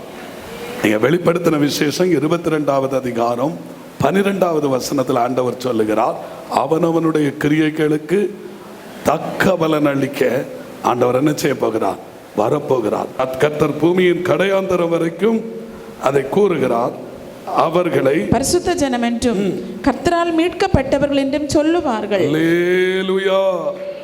அவர்களை பரிசுத்த ஜனம் என்றும் கர்த்தரால் மீட்கப்பட்டவர்கள் என்று சொல்லுவார்கள். நீ தேடிக்கொள்ளப்பட்டது என்றும் கைவிடப்படாத நகரம் என்றும் பெயர் பெறுவாய். ஒரு மனுஷனுடைய வாழ்க்கையில கைவிடப்படுதல் தான் மகா கொடியது. அல்லேலூயா சொல்லுங்கள். இயேசு வந்து பாருங்க, கல்வாரி சிலுவையில் அவ்வளவு பிரச்சனையை சகித்து கொண்டிருக்கிறார். அவ்வளவு பிரச்சனைகள். அவரை சிலுவையில் அறையும் போது அவருக்கு ஏற்படுத்தப்பட்ட அத்தனை வேதனையை சகித்து கொண்டு மன்னியும் என்று சொல்லி கொண்டிருக்கிறார். மற்றவர்களுக்காக பரிந்து பேசி கொண்டிருக்கிறார். ஆனால் அந்த ஒரு இமைப்பொழுது பிதா கைவிடப்படும் போது, அவரை கைவிடும் போது, ஏன் என்னை கைவிட்டீர் என்று கதறுகிறார். ஆமென். லேலுயா, லேலுயா. காரியத்தின் கடைத்தொகையை மட்டும் சொல்றேன். கர்த்தருடைய வருகையில ஒரு மனுஷன் கைவிடப்பட்டா அதுபோல ஒரு கொடிய வேதனை வேற எதுவுமே இல்லை. ஏனென்றால் இந்த ஆண்டுல ஏப்ரல் 4ஆம் தேதி அதிகாலையில் நான் கைவிடப்பட்டனே என்று நான் கதறின போது நான் அனுபவித்த அந்த வேதனை சாதாரணமான வேதனை அல்ல. அல்லேலூயா சொல்லுங்க. பாருங்க, ஒரு தரிசனத்தில் அவ்வளவு வேதனை அடைந்தேன் என்றால் தத்துருவமா அது சம்பவித்தால் நம்மால தாக்கு படிக்க முடியாது. ஆனா கர்த்தர் திட்டமாய் சொல்லுகிறார், உன்னை கைவிடுவதில்லை என்று சொல்லுகிறார். இந்த வசனத்தை பாருங்க. ஹல்லேலூயா. நீ தேடிக்கொள்ளப்பட்டதென்றும் கைவிடப்படாத நகரம் என்றும் பெயர் பெறுவாய். ஆண்டவர் உங்களை கைவிடுவதில்லை. அப்படி எல்லாரும் எழும்பி நிற்போமா? பரலோக பிதாவே, நன்றியோடு உம்மை ஸ்தோத்திரிக்கிறோம். பயன்படுத்தினதுக்காக உம்மை ஸ்தோத்திரிக்கிறோம்ப்பா. ஆண்டவர் நம்முடைய சமூகத்தில் வந்த எல்லாரும் நம்முடைய பரிபூர்ண சந்தோஷத்தினாலே ஆண்டவர் நித்திய பேரின்பத்தினால் நிரப்பினதுக்காக ஸ்தோத்திரம். எங்கள் மத்தியில் வந்து ஏராளமான ஊழியத்தின் மத்தியிலே எங்கள் மத்தியில் வந்து உடைய ஊழியத்தை செய்து அருமையான பாஸ்டரையாவுக்காக, பாஸ்டம்மாவுக்காக, பிள்ளைகளுக்காக, அவங்களோடு வந்த ஊழியருக்காக, சகோதரிகளுக்காக, குழுவினருக்காக ஜெபிக்கிறோம். ஆண்டவரே, இந்த தூத்துக்குடி வந்தது, எங்கள் சபையில் வந்து ஊழியம் செய்தது அவர்களுக்கு ஆண்டவரே ஆசீர்வாதமாக புரோஜனமாக நன்மையாக இருக்கட்டும் ஐயா. எங்கள் மத்தியில் வந்து ஆண்டவரே கர்த்தருடைய பாரத்தை எங்கள் மத்தியில் ஏசாயா 62 சங்கீதம் 27 பரிசுத்த ஆவியானவர் உடைய பரிசுத்தவான் மூலமாக எங்களுடைய பேசின நல்ல வார்த்தைகளுக்காக உடைய பரிசுத்த கரத்தில் ஒப்பு கொடுக்கிறோம். இயேசுவின் நாம ஜெபிக்கிறோம் பிதாவே, ஆமென்.